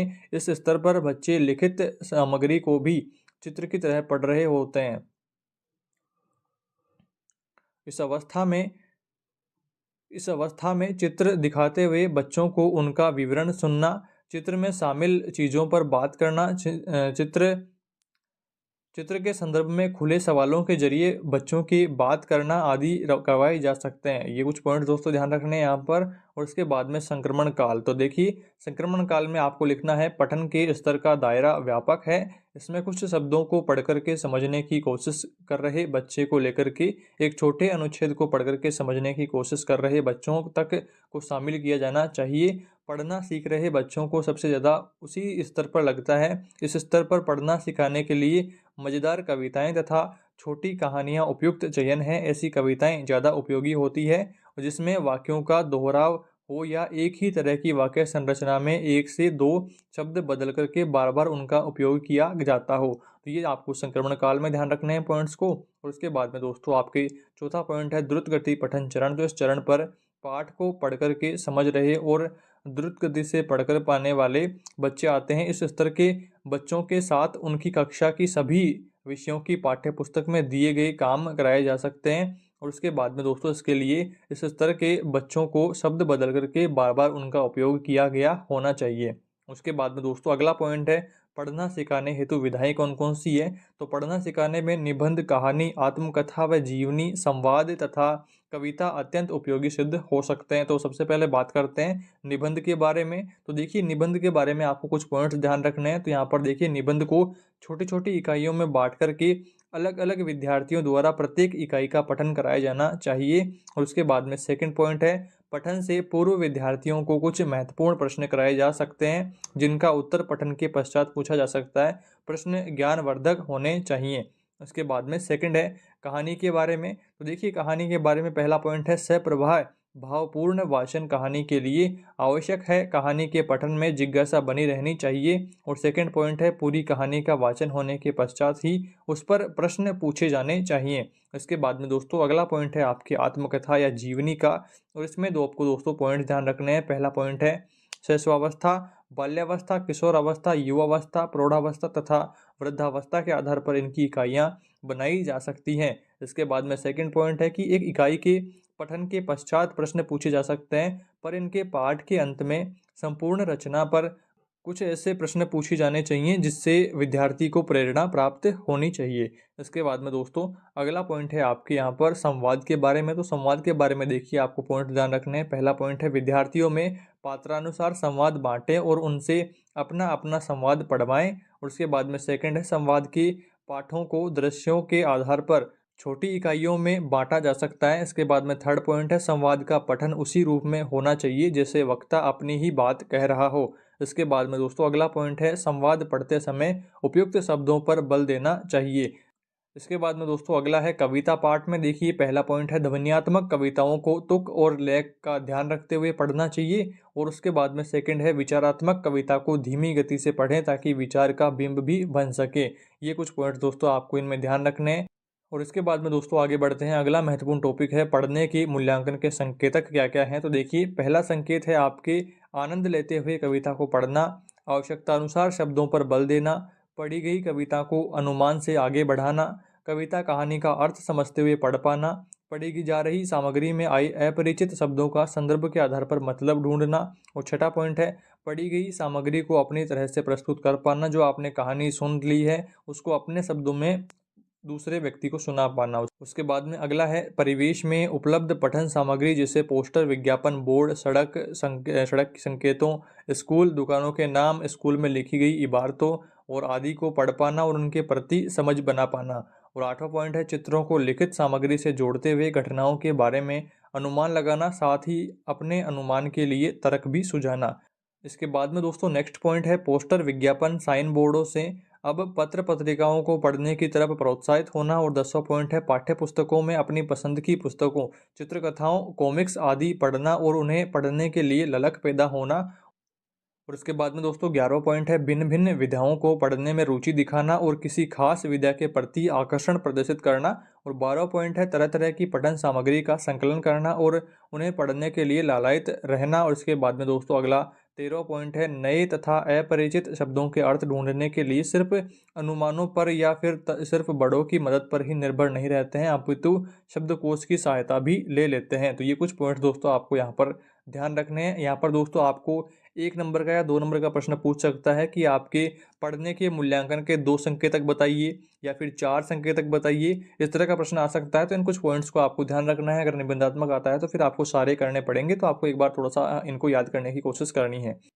इसके बाद में दोस्तों आगे बढ़ते हैं। अगला आपके महत्वपूर्ण प्रश्न है, पठन कौशल विकास के लिए विद्यार्थी, शिक्षक, छात्राध्यापक को किन-किन बिंदुओं पर ध्यान देना आवश्यक होता है? तो देखिए, पहला बिंदु है विद्यार्थी को आत्मविश्वास के साथ निसंकोच पढ़ने का अवसर दिया जाना चाहिए। निसंकोच पढ़ने का अवसर दिया जाना चाहिए। इसके लिए अनुकरण, वाचन, मौन पठन, कविता पाठ, कहानी पठन आदि का सहयोग लिया जाए। और सेकंड पॉइंट है, प्रसंग तथा अवसरानुकूल स्वर में ओजस्विता और माधुर्य का समावेश होना चाहिए। थर्ड पॉइंट है, शुद्ध व स्पष्ट उच्चारण पर विशेष बल दिया जाना चाहिए। और इसके बाद में चौथा पॉइंट है, उचित गति, यति, विराम चिन्ह को ध्यान में रख कर के पढ़ना चाहिए।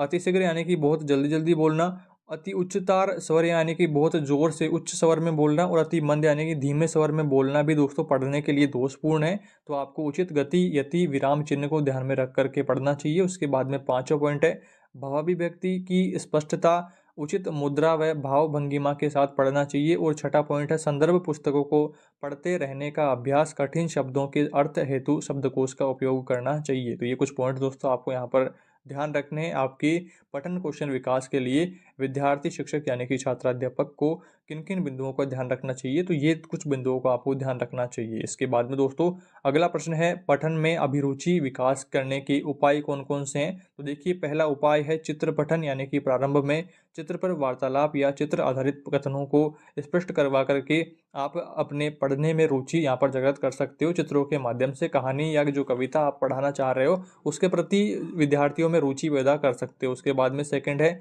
मौखिक कार्य, यानी कि वार्तालाप और प्रश्नोत्तर के माध्यम से मौखिक कार्य के दौरान आप यहाँ पर अभिरुचि विकास कर सकते हो। उसके बाद में थर्ड पॉइंट है पठन सामग्री, यानी कि कार्ड, मॉडल, पत्र पत्रिका आदि रंगीन वस्तुओं के माध्यम से। और चौथा पॉइंट है पाठ्य पुस्तक, रंगीन चित्रों वाली, मोटे अक्षर, सुंदर कागज वाली पुस्तकों के माध्यम से अभिरुचि का विकास कर सकते हो। और पांचवा पॉइंट है पुस्तकालय या वाचनालय के माध्यम से। और छठा पॉइंट है दृश्य सर्वे साधन, यानी कि रिकॉर्ड, रेडियो, ग्राफ, श्यामपट, टीवी आदि के माध्यम से अभिरुचि विकास हो सकता है। और सातवां पॉइंट है कक्षा अलंकरण, कक्षा को अच्छे अच्छे चार्ट, चित्र, आदर्श वाक्य, श्लोक, शुक्तियों आदि से अलंकृत किया जा सकता है। तो यहाँ पर कुछ पॉइंट्स हैं दोस्तों, इनको ध्यान रखना है। इसके बाद में अगला महत्वपूर्ण प्रश्न है, पढ़ना एक एकाकी प्रक्रिया नहीं है, इसमें कई प्रक्रियाएं शामिल हैं, कैसे समझाइए? तो देखिए, पढ़ना एक एकाकी प्रक्रिया नहीं है, इसमें कई प्रक्रियाएं शामिल हैं। पढ़ते वक्त भाषा के उपयोग से जुड़ी 3 तरह के संकेत हमारे ध्यान में आते हैं।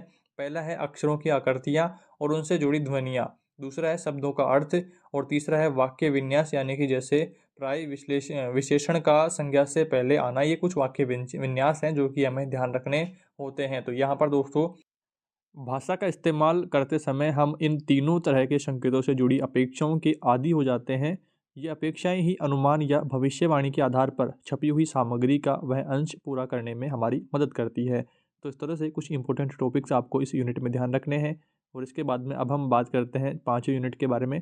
पाँचवा यूनिट है लिखने सीखने के बारे में, लिखना सीखना। और यूनिट आपका ये भी 12 नंबर का है। और 12 नंबर के लिए कौन कौन से महत्वपूर्ण टॉपिक्स आपको पढ़ने हैं, याद करने हैं, आइए उनके बारे में बात करते हैं। सबसे पहले दोस्तों आपको लिखना क्या होता है उसकी परिभाषा के बारे में प्रश्न पूछा जा सकता है। तो परिभाषा में आपको लिखना है, उच्चारित ध्वनियों को प्रतीक चिन्हों के रूप में व्यक्त करना लिखना होता है, तथा प्रतीक चिन्ह सार्थक यहाँ पर होने चाहिए, तभी वो सार्थक रूप से लिखना होगा। ये आपको अगर परिभाषा पूछी जाती है कि लिखना क्या होता है तो उसके बारे में आपको यहाँ पर लिखना है। उसके बाद में दोस्तों बात करते हैं लेखन के विकास के विभिन्न चरण कौन कौन से हैं। तो पहला चरण देखिए लेखन पूर्व, यानी कि जब बच्चे को लेखन के बारे में पूरी जानकारी नहीं होती है या बिल्कुल भी जानकारी नहीं होती है तो उसके बारे में आप कैसे लिखेंगे। तो बच्चा अपनी प्रारंभिक अवस्था में लेखन की प्रक्रिया से बिल्कुल अनजान होता है, उसे किसी प्रकार का कौशल का ज्ञान नहीं होता है।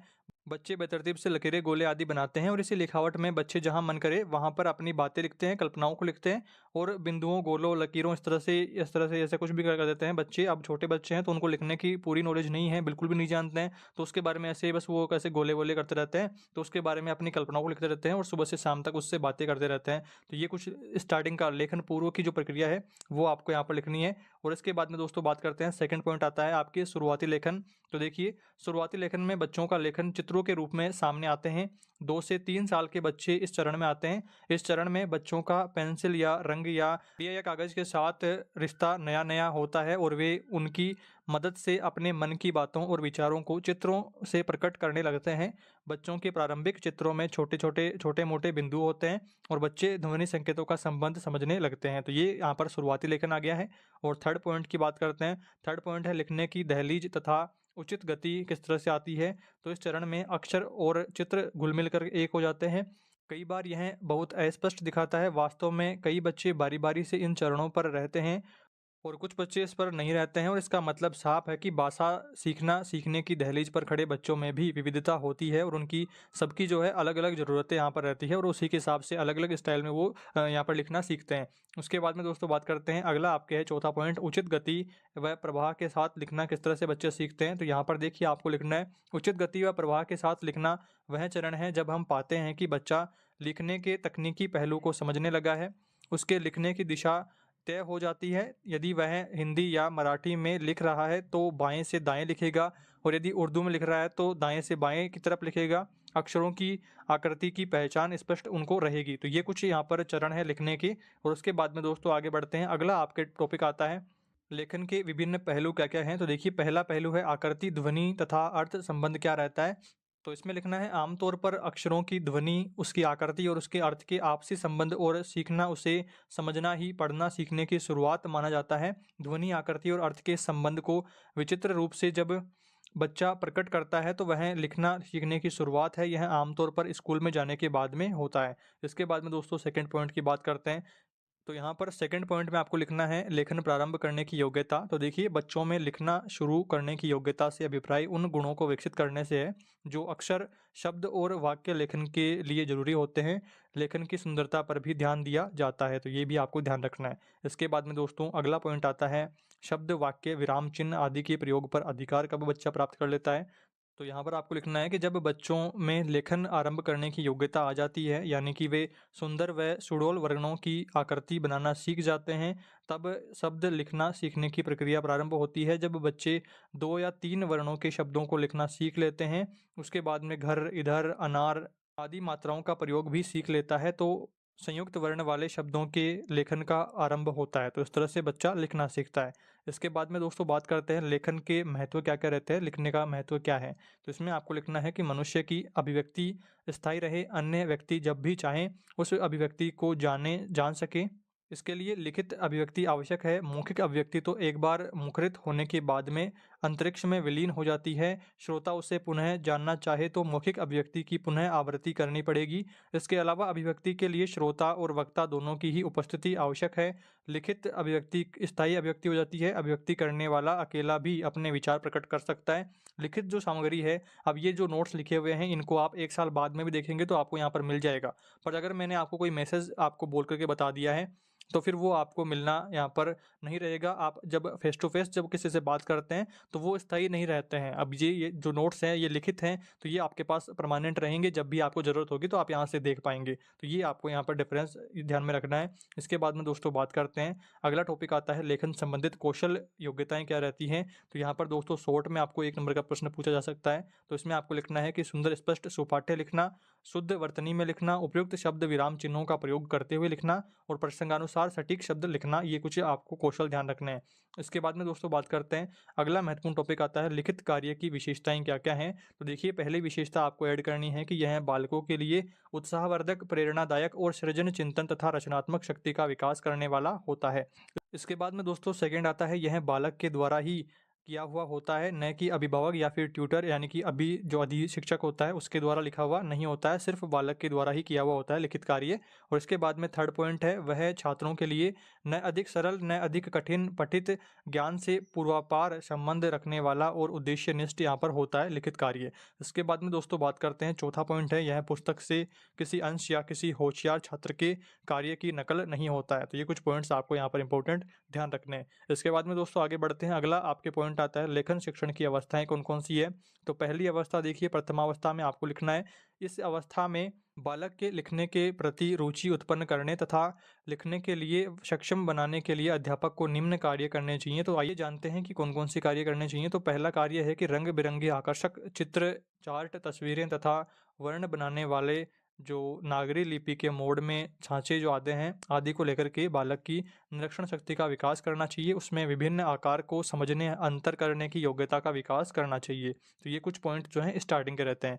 सेकंड पॉइंट है अंगुलियों को हाथ के पंजे के चारों ओर ऊपर नीचे आगे पीछे सीधे टेढ़े ऊपर से नीचे नीचे से ऊपर घुमाने की क्रिया का अभ्यास करवाना चाहिए। लिखने की जो कला है उसके बारे में बच्चे को अवगत करवाना चाहिए। उसके बाद में दोस्तों अगली अवस्था आती है द्वितीय अवस्था, और इसमें दोस्तों आपको लिखना है कि इस अवस्था में वर्ण रचना का अभ्यास कराया जाता है। स्लेट कॉपी पर लिखने के लिए निम्न को अपनाना चाहिए, निम्न नियमों को अपनाना चाहिए। तो यहाँ पर देखिए पहला है आप क्या आता है यहाँ पर हवा में हाथ से लिखने का अभ्यास करना।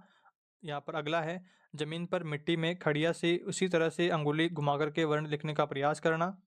और उसके बाद में श्यामपट्ट पर बड़े आकार का वर्ण लिख करके उस पर छात्र को चौक से लिखने का अभ्यास करवाया जाना चाहिए। और अगला है पेंसिल चौक को सही ढंग से पकड़ने का तरीका बता करके उसी तरह पकड़ करके लिखने की आदत डालनी चाहिए। इसके बाद में दोस्तों तृतीय अवस्था आती है शब्द रचना, वाक्य रचना का ज्ञान। इस अवस्था में बालक करने लगता है। वर्ण लेखन का अभ्यास करने के बाद शब्द रचना अभ्यास प्रारंभ करता है। इसके बाद में दोस्तों आगे बढ़ते हैं। अगला आपके आता है चतुर्थ अवस्था, और इसमें आपको लिखना है कि इस अवस्था में बालक को स्वतंत्र रूप परिच्छेद लिख करके लाने को कहा जाता है और उसकी पूर्णता से जांच की जाती है। बालक को उसकी लिखावट की त्रुटि को लेकर के ध्यान आकर्षित किया जाना चाहिए। तो उसकी जो लिखावट में त्रुटियां रह गई है उनके बारे में अवगत करवाना चाहिए। तो ये कुछ 4 अवस्थाएं रहती हैं, इनके बारे में भी आपको ध्यान रखना है। इसके बाद में दोस्तों आगे बढ़ते हैं। अगला टॉपिक आता है छात्रों में लेखन विकास हेतु उत्पन्न कौन कौन सी विधियां हैं। तो पहली विधि है खेल विधि। खेल विधि में देखिए कुछ पॉइंट्स हम यहाँ पर देख लेते हैं। तो बालक खेल में अधिक रुचि लेते हैं, खेल के माध्यम से वाक्य रचना कराना सीखना खेल विधि है। खेल में जोड़ना, तोड़ना, बनाना आदि कार्य होते हैं, और वाक्य रचना में शब्दों को जोड़ना, बनाना, शब्दों को हटाना आदि कार्य होते हैं। तो इस तरह से सिमिलर है, और खेल विधि से बच्चों को सिखाते हैं तो बच्चे आसानी से सीख जाते हैं। इसके बाद में सेकंड विधि आती है आपकी देखो और कहो विधि। तो इस विधि में शिक्षक बालकों के सामने आकर्षक चित्र या वस्तु रचना प्रस्तुत करता है, और उसके प्रत्येक भाग पर अनेक प्रश्न उठते हैं। बालक पूरे वाक्य में उनका उत्तर देते हैं। इसके पश्चात उस चित्र या वस्तु के संबंध में क्रमशः लिखने को कहा जाता है, और उसके बाद में बच्चे लिखते हैं। इसके बाद में दोस्तों अगला आता है आपके संभाषण विधि, और इसमें देखिए आपको लिखना है कि इस विधि में शिक्षक कक्षा में किसी विषय वस्तु पर वार्तालाप करता है। उसमें शिक्षक प्रश्नोत्तरी का भी सहयोग लेता है। जब पूर्ण रूप से इस विषय पर चर्चा हो जाती है तो उस पर निबंध लिखने को शिक्षक कहता है, और बच्चे उसको लिखते हैं। जितना उन्होंने इसके बारे में सीख लिया है डिटेल में पूरी कहानी समझा दी जाती है, उसके बाद में खुद से निबंध लिखने को कहा जाता है। तो ये आपको इसमें ध्यान रखना है। इसके बाद में देखिए बालक स्मरण शक्ति तथा पूर्व ज्ञान के आधार पर रचना करते हैं। इसमें आवश्यकता अनुसार रूपरेखा बता दी जाती है तथा कुछ कठिन शब्द या शुक्तियाँ आदि भी रचना में प्रयोग करने हेतु बता दी जाती है। इसके बाद में दोस्तों अगली विधि है शब्द प्रधान विधि। इसमें देखिए इस विधि में शिक्षक श्यामपट्ट पर क्रमानुसार कुछ शब्द लिखता है। मौखिक रूप से यह उन शब्दों पर एक वाक्य बनाता है।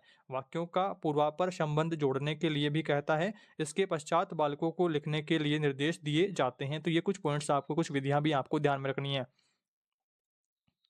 इसके बाद में दोस्तों आगे बढ़ते हैं। अगला आपके महत्वपूर्ण टॉपिक आता है लेखन विकास हेतु चरण कौन कौन से हैं। तो देखिए कुछ 4 चरण आपको यहाँ पर ध्यान रखने हैं। इसके बारे में दोस्तों हमने डिटेल में पहले बात कर ली है, और अगर आपको 1 नंबर का प्रश्न पूछता है कि लेखन के चरण कौन कौन से हैं, तो आपको ये चारों लिखने हैं कि लेखन पूर्व, शुरुआती लेखन, लिखने की दहलीज तथा उचित गति क्या होती है, और चौथा पॉइंट है उचित गति व प्रवाह के साथ लिखना, जो कि हमने अभी पहले ही डिटेल में सारा पढ़ लिया है। उसके बाद में दोस्तों अगला प्रश्न आता है आपके महत्वपूर्ण लिखना सीखने से पूर्व बालक में कौन सी क्षमता आ जानी चाहिए। तो ये 4 पॉइंट्स आपको ध्यान रखने हैं। 1 नंबर का प्रश्न आपके आ सकता है। और इसके बाद में देखिए इसमें पॉइंट्स में लिखने हैं। पहला पॉइंट है हाथ की मांसपेशियों का आसानी से संचालन, दूसरा है वर्ण का प्रत्याभिज्ञान, तीसरा है कुशल मौखिक अभिव्यक्ति, और चौथा पॉइंट है सुनने, बोलने व पढ़ने में कुशल बच्चा होना चाहिए। तो ये कुछ बातें जो हैं पूर्व में ही बालक में होनी चाहिए लिखना सीखने से पूर्व। और उसके बाद में दोस्तों अगला आपका टॉपिक आता है, अगर आपको लिखना सीखने की महत्वपूर्ण विधियों के बारे में पूछे कि कौन कौन सी विधियां महत्वपूर्ण हैं, तो ये 3 विधियां आपको यहाँ पर डालनी है। अनुकरण विधि, मोंटेसरी विधि और जैकपॉट विधि। ये कुछ आपको विधियां डालनी है। 1 नंबर का प्रश्न आपको पूछा जा सकता है। इसके बाद में दोस्तों आगे बढ़ते हैं। अगला आपके महत्वपूर्ण प्रश्न है, लेखन के प्रति रुचि उत्पन्न करने के उपाय कौन-कौन से हैं? बालक को जब लेखन के प्रति रुचि किस तरह से हम उत्पन्न करवाएँगे, तो उसके लिए दोस्तों यहाँ पर 5 पॉइंट्स आपको ध्यान रखने हैं। पहला है प्रतियोगिता या पुरस्कार का आयोजन करवाएँगे तो बच्चे उसकी तरफ आकर्षित रहेंगे। दूसरा है मेरा संग्रह नामक जो डायरी है उसके बारे में बताया गया है। तीसरा है हस्तलिखित पत्रिका के बारे में। चौथा है रचना कार्य के बारे में और उसके बाद में दोस्तों पाँचवाँ पॉइंट आता है छात्रों के कार्य की सराहना करना। तो ये कुछ पॉइंट्स हैं जिनसे बच्चा जो है लिखने के प्रति आकर्षित होता है, लिखने की रुचि जगाता है। उसके बाद में दोस्तों आगे बढ़ते हैं। अगला महत्वपूर्ण टॉपिक आता है जो कि दोस्तों 2-3 बार परीक्षा में आया हुआ है। मूल्यांकन व आकलन में क्या अंतर रहता है? तो इसके बारे में आपको लिखना है कि आकलन का उद्देश्य यह जानकारी प्राप्त करना है कि बच्चे ने क्या और कैसे सीखा, सीखने में शिक्षक कहाँ तक मदद कर सकेगा। तो ये आपको आकलन में ध्यान रखना है और उसके बाद में मूल्यांकन से तात्पर्य है कि बच्चे में अपेक्षित परिवर्तन हुए हैं। मूल्यांकन में छात्र की उपलब्धि के स्तर की जानकारी प्राप्त की जाती है कि कितना बच्चे ने सीख लिया है, उसके बारे में जानकारी ली जाती है। जो आपके टेस्ट होते हैं, जो आपकी एग्जाम्स होती है, वो मूल्यांकन में आती है और आकलन आपका आता है कि बच्चा क्या और कैसे सीखेगा, सीखने में शिक्षक कहाँ तक बच्चे की मदद कर सकेगा। तो ये कुछ पॉइंट्स आपको दोस्तों यहाँ पर ध्यान रखना है। 2-3 बार ये प्रश्न परीक्षा में आया हुआ है। इसके बाद में दोस्तों आगे बढ़ते हैं। अगला आपका टॉपिक आता है संस्मरण क्या होता है? संस्मरण के बारे में देखिए, संस्मरण एक रोचक विधा है। इसका संबंध लिखने वाले की यादों से जुड़ा रहता है। उसकी स्मृति में सुख दुख, हास्य विनोद, खट्टे मीठे सब प्रकार के अनुभव रचे बसे रहते हैं। इसमें कल्पना कम और भोगी हुई अनुभूतियां अधिक होती है। लेखक इसमें अपनी पसंद और नापसंद जोड़ता चला जाता है। छात्रों द्वारा लिखाए गए संस्मरण कक्षा में सुनाए जाने चाहिए और इसके जो विषय हैं, स्कूल का पहला दिन, अध्यापक का व्यवहार, जब मैं शरारत करता पकड़ा गया आदि इसके विषय हो सकते हैं। तो ये आपको दोस्तों यहाँ पर ध्यान रखना है। इसके बाद में आगे बढ़ते हैं। अगला आपके महत्वपूर्ण टॉपिक आता है लेखन में मूल्यांकन के सामान्य बिंदु क्या-क्या हैं, कि लिखने का किस तरह से हम मूल्यांकन करेंगे। तो इसमें देखिए पहला पॉइंट है लेखन सुंदर व सुपाठ्य होना चाहिए। उसके बाद में सेकंड है वर्तनी शुद्ध होनी चाहिए। तीसरा है उचित गति से लिखने की योग्यता होनी चाहिए। चौथा पॉइंट है विराम चिन्हों का समुचित प्रयोग होना चाहिए। पांचवा पॉइंट है लेख में क्रमबद्धता और स्पष्टता होनी चाहिए। छठा पॉइंट है समुचित अनुच्छेदों में विभक्त होना चाहिए। सातवां पॉइंट है शुद्ध भाषा प्रयोग के साथ मुहावरे, लोकोक्ति आदि का प्रयोग होना चाहिए, यानी भाषा प्रभाव डालने वाली होना चाहिए भाषा शैली। उसके बाद में आठवां पॉइंट है कहानी नाटक के संवाद पात्रानुकूल होने चाहिए। और नौवां है सृजनात्मक लेखन में दक्षता यहाँ पर होनी चाहिए। आपको दोस्तों ये प्रश्न बड़ा 2-3 नंबर का प्रश्न आ सकता है, या फिर आपको 1 नंबर का प्रश्न पूछ ले कि लेखन के मूल्यांकन के 2 बिंदु बताइए या 4 बिंदु बताइए, तो इस तरह से आपको प्रश्न आ सकता है। तो इनको आपको ध्यान रखना है। इसके बाद में दोस्तों आगे बढ़ते हैं। अगला आपके महत्वपूर्ण प्रश्न यहाँ पर आप स्क्रीन पर देख पा रहे हैं। बिल्कुल ईजी प्रश्न है दोस्तों। और देखिए 2018 में प्रश्न आया हुआ है। इसमें देखिए प्रश्न है लिखित परीक्षा हेतु 3-3 वस्तुनिष्ठ व विषयनिष्ठ प्रश्न बनाइए। अथवा में आ सकता है कि लिखित परीक्षा हेतु 4 वस्तुनिष्ठ प्रश्न बनाइए और या फिर 4 विषयनिष्ठ प्रश्न बनाइए। तो इस तरह से प्रश्न दोस्तों परीक्षा में आया हुआ है 2018 में, आप स्क्रीन पर देख पा रहे हैं। इसका आंसर दोस्तों यही है कि आपको 3-4 जो भी आपको प्रश्न में पूछे वो आपको ऑप्शनल प्रश्न बनाने हैं और निबंधात्मक प्रश्न आपको यहाँ पर जो विषयनिष्ठ हैं वो आपको लिखने हैं। तो ये बिल्कुल ईजी प्रश्न है, पर कई बार दोस्तों हम अचानक से इस तरह का प्रश्न देखते हैं तो फिर आंसर लिख पाना हमारे लिए मुश्किल हो जाता है। तो आपको ये प्रश्न ध्यान में रखना है। इसके बाद में दोस्तों हम आगे बढ़ते हैं और अंतिम रूप से दोस्तों हम यूनिट के कुछ महत्वपूर्ण बिंदुओं की चर्चा कर लेते हैं। तो देखिए लिखित अभिव्यक्ति की हमने बात करी है, जिसके लिए 4 बिंदु महत्वपूर्ण रहते हैं। पहला है सुस्पष्टता, शुद्धता, क्रमबद्धता और सुसंबद्धता। ये कुछ 4 पॉइंट्स आपको ध्यान रखने हैं। और लिखित अभिव्यक्ति के उद्देश्य क्या क्या है, तो देखिए पहला उद्देश्य है लिख कर के अभिव्यक्ति करने की क्षमता का विकास करना। दूसरा है रचना रूपों का ज्ञान प्राप्त करना। तीसरे नंबर पर है रचना रूपों में मौलिकता लाने की योग्यता प्राप्त करना। और चौथे नंबर पर है भाषा और साहित्य में रुचि प्राप्त करना। ये कुछ 4 पॉइंट्स आपको उद्देश्य के रूप में ध्यान रखने हैं।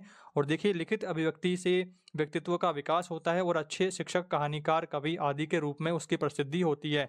बालक अपनी लिखित अभिव्यक्ति को पढ़कर के अपनी रचना की प्रशंसा सुनकर आनंद का अनुभव करता है। यह आनंदानुभूति ही उसे उन्नति पथ पर अग्रसर करने के लिए प्रेरित करती है।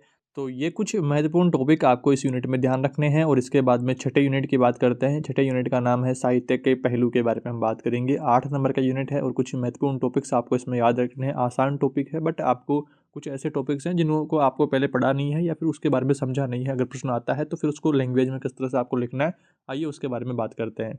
आगे बढ़ते हैं दोस्तों। देखिए आपका जो सिलेबस है कंप्लीटली बच्चों पर डिपेंडेड है, यानी कि बच्चे किस तरह से सीखते हैं या फिर बच्चों को किस तरह से सिखाया जाता है।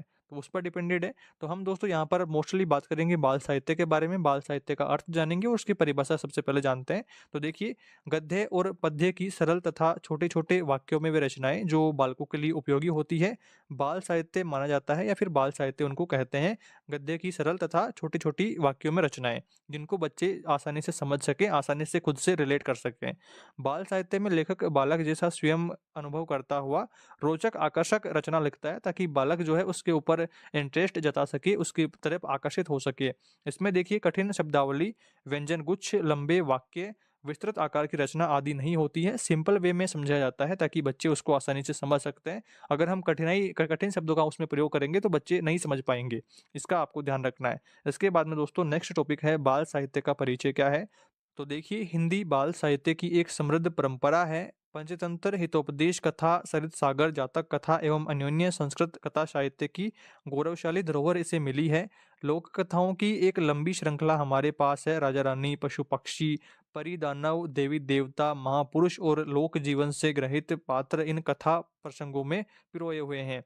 आजकल जो बाल साहित्य लिखा जा रहा है, दो प्रकार का है। एक तो पारंपरिक है, जो पुराने जमाने से चले टॉपिक्स आ रहे हैं उन्हीं टॉपिक्स पर लिखना, और एक आधुनिकतावादी है, यानी कि नए टॉपिक्स क्रिएट करके फिर उन पर लिखना। तो देखिए, इनके बारे में भी थोड़ा-सा हम समझते हैं। तो यहाँ पर देखिए, पारंपरिक की पहले बात करते हैं। तो पारंपरिक बाल साहित्य के अंतर्गत वह बाल साहित्य आता है जो भाव अथवा शैली किसी भी दृष्टि से अपनी पूर्व परंपरा से भिन्न नहीं है, यानी कि जो पुरानी परंपरा चली आ रही है उसी टॉपिक्स पर, उसी के देखिए यहाँ पर वही देश प्रेम, तितली, चिड़िया, हाथी, बादल, पानी, होली जैसे विषयों पर लिखी जाने वाली घिसी-पिटी शैली की रचनाएँ जो पुराने समय से चले आ रही हैं, यानी कि पारंपरिक है। इसके बाद में दोस्तों बात करते हैं दूसरे प्रकार के आधुनिकतावादी के बारे में। तो देखिए, दूसरी कोटि का बाल साहित्य वह है जिसे हम नवीन, मौलिक और आधुनिक दृष्टि चेतना समन्वित कहते हैं। यह साहित्य मूल्यपरक है। इसमें आधुनिक जीवन का सफल समाहार है। गुणवत्ता की दृष्टि से इसका महत्व असंदिग्ध है। नए विषयों को इस शिल्प में प्रस्तुत करने के साथ-साथ वह बच्चों का मन मोहने में भी पीछे नहीं है। कविता, कहानी, उपन्यास, यात्रावृत्त, नाटक, जीवनी, संस्मरण आदि विविध विधाओं में यह श्रेष्ठ बाल साहित्य अपनी रश्मि राशि विकीर्ण कर रहा है। मूल्यांकन के समय यही बाल साहित्य हमारा ध्यान खींचता है और वस्तुतः ध्यानाकर्षण की अपेक्षा भी रखता है। तो ये कुछ पॉइंट्स दोस्तों आपको बाल साहित्य के बारे में ध्यान रखने हैं। इसके बाद में दोस्तों एक और इम्पोर्टेंट टॉपिक है इसी से रिलेटेड, कि बाल साहित्य की विशेषताओं के बारे में। तो देखिए, पहली विशेषता है बाल साहित्य बच्चों को संवेदनशील बनाता है। दूसरा है, बाल साहित्य में मनोरंजन और कौतूहल का होना आवश्यक है तथा साथ ही उसमें बच्चों की कल्पनाशीलता को बढ़ाने का गुण भी होना चाहिए। और तीसरे नंबर पर है कि बाल साहित्य बच्चों की भाषा में ही लिखा जाना चाहिए। ऐसी भाषा जो उनके मन की ही अभिव्यक्ति हो, यानी कि जिसे वह आसानी से समझ सकें। इसके बाद में दोस्तों चौथा पॉइंट है, बाल साहित्य को विषय वस्तु में जीव जंतु, पशु पक्षी, राजा रानी, परिदूत आदि हों तो बच्चों में कौतूहल बना रहता है। पात्र भी उनकी उम्र के हों तो बालक उनके साथ में जल्दी से रिलेट कर पाएगा, तारतम्य बिठा सकेगा। आपने दोस्तों कई बार देखा होगा कि बच्चे जो हैं बड़ी जो मूवीज होती हैं उनकी बजाय में कार्टून देखने ज़्यादा पसंद करते हैं। छोटे जो करेक्टर्स होते हैं उनकी तरफ ज़्यादा आकर्षित रहते हैं। इसके बाद में दोस्तों बात करते हैं, अगला टॉपिक आता है आपके कि बाल साहित्य संबंधित पत्रिकाएँ कौन-कौन सी हैं। इम्पोर्टेंट देखिए, आपके 1 नंबर का प्रश्न आ सकता है कि बाल साहित्य संबंधित पत्रिकाओं के नाम बताइए। तो आपको यहाँ पर डालना है, एक है चंदा मामा, दूसरी है बाल भारती, तीसरी है चंपक और चौथा है बाल हंस। आपको देखिए इनके अलावा भी किसी के बारे में पता है तो आप कमेंट में बता सकते हैं या फिर आप यहाँ पर ऐड कर लीजिएगा, कोई भी दिक्कत आपको नहीं होने वाली है। अगर आपको 4 पूछता है तो 4 बतानी है, 2 पूछता है तो इनमें से 2 बतानी है, इस तरह से आपको ध्यान रखना है। इसके बाद में दोस्तों बात करते हैं, अगला आपके टॉपिक आता है भाषा के विकास में बाल साहित्य की क्या भूमिका रहती है। तो इसमें देखिए, छोटे बालक अपने परिवेश में निरंतर भाषा सीखते रहते हैं। विद्यालय में वह अच्छी तरह से भाषा सीखता है, वह अपने विचारों, भावों को अपनी मातृभाषा में व्यक्त करता है। बाल साहित्य पढ़ते-पढ़ते बच्चे से कुछ इस प्रकार की शक्तियों का सहज विकास हो जाता है कि वह संप्रेषण के स्तर पर आकलन करने लगता है। बाल साहित्य से बच्चे में आकलन की शक्ति का विकास होने लगता है, उसमें बोलने की कला का विकास होता है और साथ ही साथ बाल साहित्य से बच्चों में शब्द भंडार की में भी वृद्धि होती है। बाल साहित्य जब पढ़ते हैं तो नए-नए शब्द वो सीखते हैं, कार्टून आदि जब बच्चे देखते हैं तो उनके जो शब्द कार्टून में यूज़ किए जाते हैं, उनको वो जल्दी से याद कर पाते हैं। इसके बाद में दोस्तों आगे बात करते हैं। अगला टॉपिक आता है आपके बाल साहित्य के अंतर्गत निम्न विषय आते हैं। तो देखिए कुल 11 विषय रहते हैं बाल साहित्य के अंतर्गत। तो इसमें देखिए पहला है बाल गीत, दूसरा है अभिनय प्रधान कविता, तीसरा है ध्वनि प्रधान गीत, चौथा पॉइंट है बाल कहानियाँ यानी कि कथन या पठन, और पाँचवाँ पॉइंट है चित्र पठन, और छठा है चित्रमय कहानी, और सातवां विषय है पहेलियाँ बुझाना, आठवां है चित्रकला, नौवां है वार्तालाप, और 10वां है बाल एकांकी, और 11वां है संवाद पाठ। तो ये कुछ विषय हैं जो कि बाल साहित्य के अंतर्गत आते हैं। आपको सीधा-सा 1 नंबर का प्रश्न पूछा जा सकता है कि बाल साहित्य के अंतर्गत आने वाले विषय बताइए, या फिर अगर आपको बाल साहित्य के बारे में संक्षेप में पूछता है बड़ा निबंधात्मक प्रश्न, तो आपको इन्हीं को सबको यहाँ पर ऐड करते हुए पूरा बाल साहित्य में लिख देना है। इसके बाद में दोस्तों अगला टॉपिक आता है भाषा विकास से संबंधित कतिपय गतिविधियां और खेल कौन-कौन से हैं। तो देखिए कुल 4 खेल यहाँ पर रहते हैं। पहला खेल है तुक मिलाकर के नए शब्द बोलना, यानी कि आइए बोला फिर जाइए, लीजिए बोला फिर दीजिए। तो इस तरह से आना, जाना, इस तरह से आप तुक मिलाकर के नए शब्दों को बोलना, ये एक खेल यहाँ पर हो गया।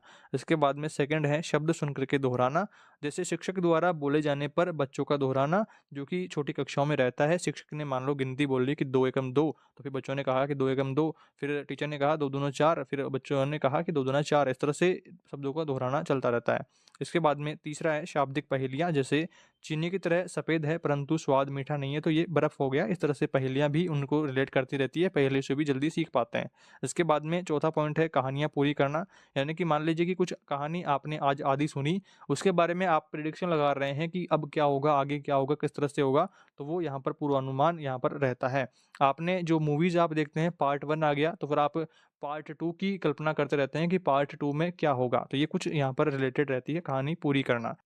इस तरह से आपको दोस्तों इस टॉपिक में ध्यान रखना है। इसके बाद में आगे बढ़ते हैं। अगला टॉपिक आता है आपके भाषा की मुख्य विधाएँ कौन-कौन सी हैं। पहली विधा है कहानी। तो यह देखिए कहानी एक गद्य विधा है।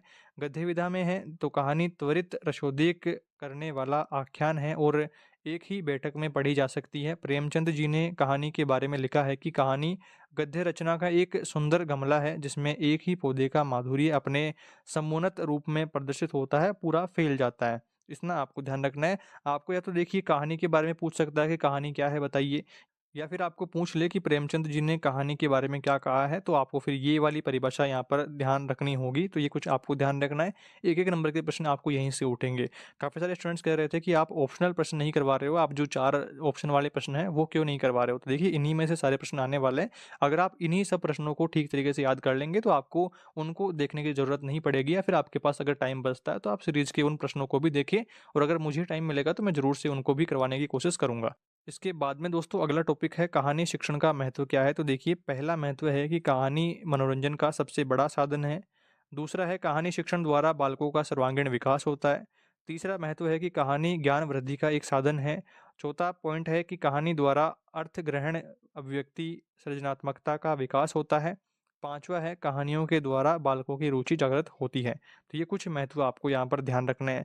इसके बाद में दोस्तों बात करते हैं बाल साहित्य क्या क्या है। तो पत्रिका चंपक, बाल भारती, चाचा चौधरी, ये कुछ कहानियों के बाल साहित्य हैं। इसके बाद में कहानीकार कौन-कौन से हैं, महत्वपूर्ण कहानीकारों के बारे में अगर आपको पूछा जाता है, तो फिर आपको बताना है कि प्रेमचंद, बेनी प्रसाद, जयशंकर प्रसाद, हजारी प्रसाद और विष्णु भास्कर, ये कुछ महत्वपूर्ण कहानीकार हुए हैं। उसके बाद में दोस्तों बात करते हैं, अगला टॉपिक आता है आपके कविता के बारे में। तो कविता विधा के बारे में आपको बताना है। तो बाल कल्पनाओं के विकास में शुद्ध गतिपूर्वक प्रभावी ढंग से उच्चारण में कविता की सर्वाधिक भूमिका रहती है। छोटे-छोटे बालक तुकबंदियाँ करते-करते भाषा ज्ञान प्राप्त कर लेते हैं। बाबू श्याम सुंदर दास ने कहा है कि कविता रसात्मक रीति से सजी हुई भाषा है जिसमें भावों की अभिव्यंजना होती है।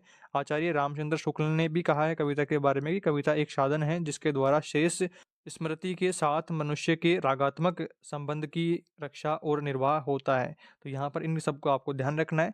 इसके बाद में देखिए आगे है कि कविता हृदय से सीधी सच्ची अभिव्यक्ति है, यह हृदय की वस्तु है। कविता में 2 पॉइंट्स आपको और ध्यान रखने हैं। पहला पॉइंट है देखिए कविता में विचारों की अपेक्षा भावों को प्रधानता रहती है। दूसरा है कविता जीवन की आलोचना है, जीवन के सुंदर शिक्षण में ही कविता का आकर्षण है। कविता भाव तथा कल्पना का छंदोबद्ध वर्णन है। ये कुछ आपको कविता में पॉइंट्स ध्यान रखने हैं। इसके बाद में बात करते हैं निबंध की। निबंध एक गद्य शैली है, नियमानुसार छंद रहित भाषा निबंध रचना निबंध है। बाबू गुलाब राय के अनुसार निबंध उस रचना को कहते हैं जिसमें एक सीमित आकार के भीतर किसी विषय का वर्णन स्वच्छंदता, सौष्ठव और संबद्धता के साथ किया गया हो। निबंध में किसी गंभीर विषय पर क्रमबद्ध अनुच्छेदानुसार विवेचन किया जाता है। ये कुछ पॉइंट्स आपको यहाँ पर ध्यान रखने हैं। अब बात करते हैं निबंध गद्य शिक्षण की विशेषताएं क्या है, महत्व क्या है। तो देखिए महत्व है इसका, गद्य के माध्यम से दूसरों के विचारों को सही रूप से शीघ्रता से ग्रहण किया जा सकता है, कम समय में अधिकाधिक ज्ञान दिया जा सकता है। दूसरा पॉइंट है, गद्य शिक्षण के द्वारा बालकों की कल्पना को जागृत करने व उसमें सृजनात्मकता का विकास किया जा सकता है। तो दूसरा पॉइंट हो गया। तीसरा पॉइंट है, गद्य में रचनात्मक कार्य करना। पद्य आदि भाव प्रधान रचनाओं की अपेक्षा सरल है। यह ज्ञान वृद्धि का एक सरल एवं सुग्राह्य साधन है। तो ये कुछ पॉइंट्स आपको निबंध में ध्यान रखने हैं। इसके बाद में दोस्तों बात करते हैं एकांकी क्या होती है। तो यह दृश्य काव्य है। इसकी रसानुभूति देख करके अधिक प्रभावी होती है। इसमें रंगमंच पाठ अभिनय करते हैं। एकांकी में एक स्थान की 1-2 दिन की जो घटना होती है 2-3 पात्रों द्वारा अभिनय किया जाता है। इसके बाद में कुछ एकांकीकार महत्वपूर्ण जान लेते हैं। तो सेठ गोविंद दास, उदय शंकर भट्ट, उपेंद्र नाथ अश्क। तो ये कुछ एकांकीकारों के बारे में आपको जानकारी रखनी है। इसके बाद में बात करते हैं कुछ एकांकियों के बारे में। तो देखिए पहली है मालवजी फौजदार और दूसरा है मधुलिका। तो ये कुछ आपको जानकारी रखनी है एकांकी के बारे में। इसके बाद में दोस्तों बात करते हैं, अगला टॉपिक आता है यात्रा वृत्तांत का। यात्रा वृत्तांत भी एक गद्य विधा है। इसमें लेखक किसी एक यात्रा के अनुभवों को संकलित करता है, यात्रा पूर्व की तैयारी तथा यात्रा में कठिनाइयाँ जो आई हैं, सुविधाएं क्या क्या रही, त्रुटियां, समस्या समाधान, नवीन जो अनुभव मिले हैं आदि का रोचक वर्णन यात्रा वृत्तांत में होता है। यात्रा वर्णन को पाठक पढ़ते समय यात्री साथ साथ कल्पना करता हुआ स्वयं अनुभव करने लग जाता है। तो इस तरह से यात्रा वृत्तांत का आपको याद रखना है। इसके बाद में बात करते हैं संस्मरण की। संस्मरण यह भी जीवनी की तरह ही गद्य शैली है। इसमें व्यक्ति अपने जीवन के अनुभव खंडों को रोचक विधि से व्यक्त करता है। महादेवी वर्मा ने अनेक संस्मरण लिखे हैं, ये भी आपको ध्यान रखना है। और दिशा एक संस्मरण है। इसके बाद में दोस्तों अगला पॉइंट आपके आता है पत्र क्या होते हैं। तो देखिए यह गद्य शैली में लेखक अपने परिचित को पत्र के रूप में अनुभव लिखता है। और नेहरू जी ने भारत की झलक पुत्री के पत्र के रूप में रचना की है। तो ये कुछ पॉइंट्स आपको यहाँ पर ध्यान रखने हैं। इसके बाद में दोस्तों अगला 8वां पॉइंट है व्यंग्य। व्यंग्यपूर्ण भाषा में लिखी गई गद्य रचना व्यंग्य शैली होती है। वस्तुतः कविता अन्योक्ति है तो गद्य में व्यंग्य है। इसमें किसी अन्य को संबोधित करते हुए किसी अन्य पर घटित करते हुए लेखक इस प्रकार से कटु सत्य का वर्णन करता है कि इसमें लक्षित व्यक्ति समझ जाता है और रुष्ट भी नहीं होता है। शिव शंभू के चिट्ठे, नींव की ईंट व्यंग्यपूर्ण रचनाएं हैं जिनका आपको ध्यान रखना है। इसके बाद में दोस्तों अगला टॉपिक आपके आता है कहानियों के प्रकार जान लेते हैं। हमने वहाँ पर कहानियों में वो डिस्कस नहीं किया था तो यहाँ पर कर लेते हैं। कहानियों के प्रकार अगर आपको पूछा जाता है 1 नंबर का प्रश्न आ सकता है कि कहानियाँ कितने प्रकार की होती है। तो देखिए पहला है घटना प्रधान, दूसरा है वातावरण प्रधान, तीसरा है चरित्र प्रधान और चौथा है ऐतिहासिक और पांचवा है सामाजिक और छठा है मनोवैज्ञानिक। तो ये कुछ 6 प्रकार कहानियों के रहते हैं। इसके बाद में हम निबंध की और कविता के बारे में भी जानेंगे। तो आगे बढ़ते हैं। आगे देखिए आपके अगला टॉपिक आता है आत्मकथा व संस्मरण में अंतर क्या रहता है।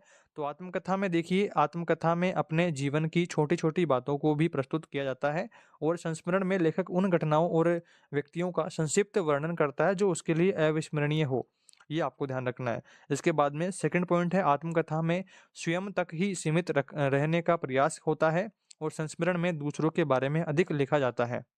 इसके बाद में थर्ड पॉइंट है आत्मकथा में व्यक्ति व्यक्तिनिष्ठ होकर के विषयों पर दृष्टि डालता है और संस्मरण में आत्मनिष्ठ होकर के किसी घटना या प्रभाव में चिंतन में प्रवृत्त होता है। इसके बाद में दोस्तों आगे बढ़ते हैं। चौथा पॉइंट आता है आपके आत्मकथा में लेखक के आंतरिक जीवन या चरित्र पर अधिक बल दिया जाता है और इसमें चौथा पॉइंट है कि संस्मरण में बाह्य घटनाओं पर अधिक बल दिया जाता है। और पांचवा पॉइंट है आत्मकथा में जीवन का यथार्थ चित्रण किया जाता है जबकि संस्मरण में ऐसा नहीं किया जाता। और छठा पॉइंट है आत्मकथा में परिवेश पर अधिक बल दिया जाता है जबकि संस्मरण में परिवेश पर कम बल दिया जाता है। और इसके बाद में सातवां पॉइंट है कि आत्मकथा में आत्मविश्लेषण और पाठकों को प्रेरणा देना मुख्य उद्देश्य होता है जबकि संस्मरण में विवेच्य विषय वस्तु पाठ या घटना के स्वरूप को उभारना मुख्य उद्देश्य होता है। तो ये कुछ आपको यहाँ पर अंतर ध्यान रखना है। इसके बाद में दोस्तों एक छोटा पॉइंट आता है विशिष्ट शब्दावली के रूप में 1 नंबर का आपको पूछा जा सकता है। इसमें देखिए बालक 5 से 6 वर्ष की आयु के बाद विशिष्ट शब्दों का प्रयोग करने लगता है। विशिष्ट शब्दावली में रंगों के नाम, कहानियाँ, जानवर, फल, फूलों के नाम, समय, धन से संबंधित, शिष्टाचार आदि से संबंधित शब्दों का प्रयोग होता है। तो ये छोटा-सा पॉइंट भी आपको ध्यान रखना है। इसके बाद में दोस्तों आगे बढ़ते हैं। अगला आपके एक और छोटा पॉइंट है कि कथानक क्या होता है? तो कहानी का केंद्रीय बिंदु कथानक होता है। इसमें देखिए कहानी का वह संक्षिप्त रूप जिसमें प्रारंभ से लेकर के अंत तक की कहानी की सभी घटनाओं और पात्रों का उल्लेख किया गया हो, कथानक कहलाता है। तो ये बिंदु आपको ध्यान रखना है। इसके बाद में बात करते हैं काव्य के बारे में। तो देखिए वाक्य रसाक्यम काव्यम, ये संस्कृत का वाक्य है, इसका हिंदी अनुवाद होगा रसयुक्त वाक्य ही काव्य है, यानी कि रस अर्थात रसानुभूति कराने वाला काव्य। यहाँ पर देखिए निबंध के भेद भी आपको ध्यान रखने हैं। इसके बाद में वर्णनात्मक, विवरणात्मक और विषयात्मक और भावात्मक, ये 4 प्रकार के निबंध रहते हैं। इसके बाद में दोस्तों एक नाटक के भेद भी आपको ध्यान रखना है। नाटक के भेद हैं गीत नाट्य, रेडियो नाट्य और दूरदर्शन नाटक और एकांकी नाट्य, ये कुछ आपको ध्यान रखना है चारों पॉइंट्स में। इसके बाद में दोस्तों अगला आपके इम्पोर्टेंट टॉपिक आता है समाचार क्या होते हैं। समाचार के बारे में देखिए दोस्तों आपको छोटा प्रश्न यहाँ पर आ सकता है कि समाचार क्या होते हैं, परिभाषा आपको 1 नंबर का पूछ ले, या फिर बड़ा निबंधात्मक प्रश्न भी यहाँ से आ सकता है। तो समाचार के बारे में दोस्तों डिटेल में हम जानेंगे कि समाचार क्या होते हैं, समाचार की विशेषताएं क्या क्या रहती हैं, और समाचार को लिखना किस तरह से होता है, किस तरह से समाचार की जो बॉडी होती है, समाचार के जो इंट्रो होता है, समाचार का जो समापन होता है, किस तरह से किया जाता है, उन सब के बारे में दोस्तों हम जानेंगे। तो सबसे पहले बात करते हैं कि समाचार होते क्या हैं। तो हमारे आसपास होने वाली घटनाओं को जिज्ञासापूर्ण वर्णन करना समाचार है। समाचार में 6 ककारों का ध्यान रखा जाता है। पहला है कौन, दूसरा है क्या, तीसरा है कहाँ, चौथा है कब, पांचवा है क्यों, छठा है कैसे। तो ये 6 ककार हैं जिनका समाचार लिखते समय ध्यान रखा जाता है, समाचार बताते समय ध्यान रखा जाता है। इसके बाद में दोस्तों बात करते हैं, अगला टॉपिक आता है समाचार के तत्व या समाचार की विशेषताएं क्या क्या हैं। तो देखिए पहला है नवीनता, दूसरी है विशेषता, तीसरी है व्यापक और प्रमाणिक होना चाहिए, रुचिपूर्णता, प्रभावशीलता और स्पष्ट भी होना चाहिए। तो ये कुछ प्रकार यहाँ पर, कुछ विशेषताएं यहाँ पर आपको ध्यान रखनी है। इसके बाद में दोस्तों आगे बढ़ते हैं। अगला आपके आता है प्रश्न इम्पोर्टेंट, समाचार पत्र के लिए समाचार लेखन किस प्रकार से किया जाता है, ये आपको ध्यान रखना है। कई बार परीक्षा में आया हुआ है, इस बार भी आ सकता है। इसमें देखिए समाचार पत्रों में प्रकाशित समाचार एक विशेष शैली में लिखे जाते हैं। समाचार लिखते समय 6 ककारों का ध्यान रखा जाता है, जो कि हमने अभी आपको बता दिया है। इसके बाद में देखिए किसी घटना, सूचना, समस्या अथवा विचार की सर्वाधिक महत्वपूर्ण बात का सबसे पहले पैराग्राफ में लिखा जाता है। तत्पश्चात अगले पैराग्राफ में कम महत्व की बात का उल्लेख किया जाता है। अंत में सामान्य जानकारी दी जाती है। यह सर्वाधिक लोकप्रिय, उपयोगी व मूलभूत शैली है। इसे उल्टा पिरामिड शैली कहा जाता है। अगर आपको सीधा उल्टा पिरामिड शैली क्या होती है, उसके बारे में अगर आपको प्रश्न पूछता है, तो आपको यही आंसर डालना है, और अगर आपको ये पूछता है तब भी यही डालना है। समाचार लिखने की उल्टा पिरामिड विधि ही होती है। तो इसके बारे में थोड़ा सा और जानते हैं। तो यह समाचार लेखन की सबसे सरल, उपयोगी और व्यवहारिक शैली है। चित्र में आप यहाँ पर उल्टा पिरामिड देख पा रहे हैं, जिसमें सबसे पहले क्लाइमेक्स या इंट्रो या मुखड़ा जो है समाचार का लिखा जाता है। उसके बाद में पूरा समाचार का बॉडी, समाचार का विवरण लिखा जाता है। उसके बाद में समापन या अंत किया जाता है। इसमें देखिए थोड़ा सा इनके बारे में और डिटेल में जानते हैं। तो सबसे पहले बात करते हैं इंट्रो यानी कि मुखड़ा के बारे में। तो समाचार का पहला पैराग्राफ मुखड़ा या इंट्रो कहलाता है। कभी कभी पहले 2 पैराग्राफ मुखड़ा के लिए होते हैं। मुखड़े के आधार पर ही समाचार की गुणवत्ता का निर्धारण होता है।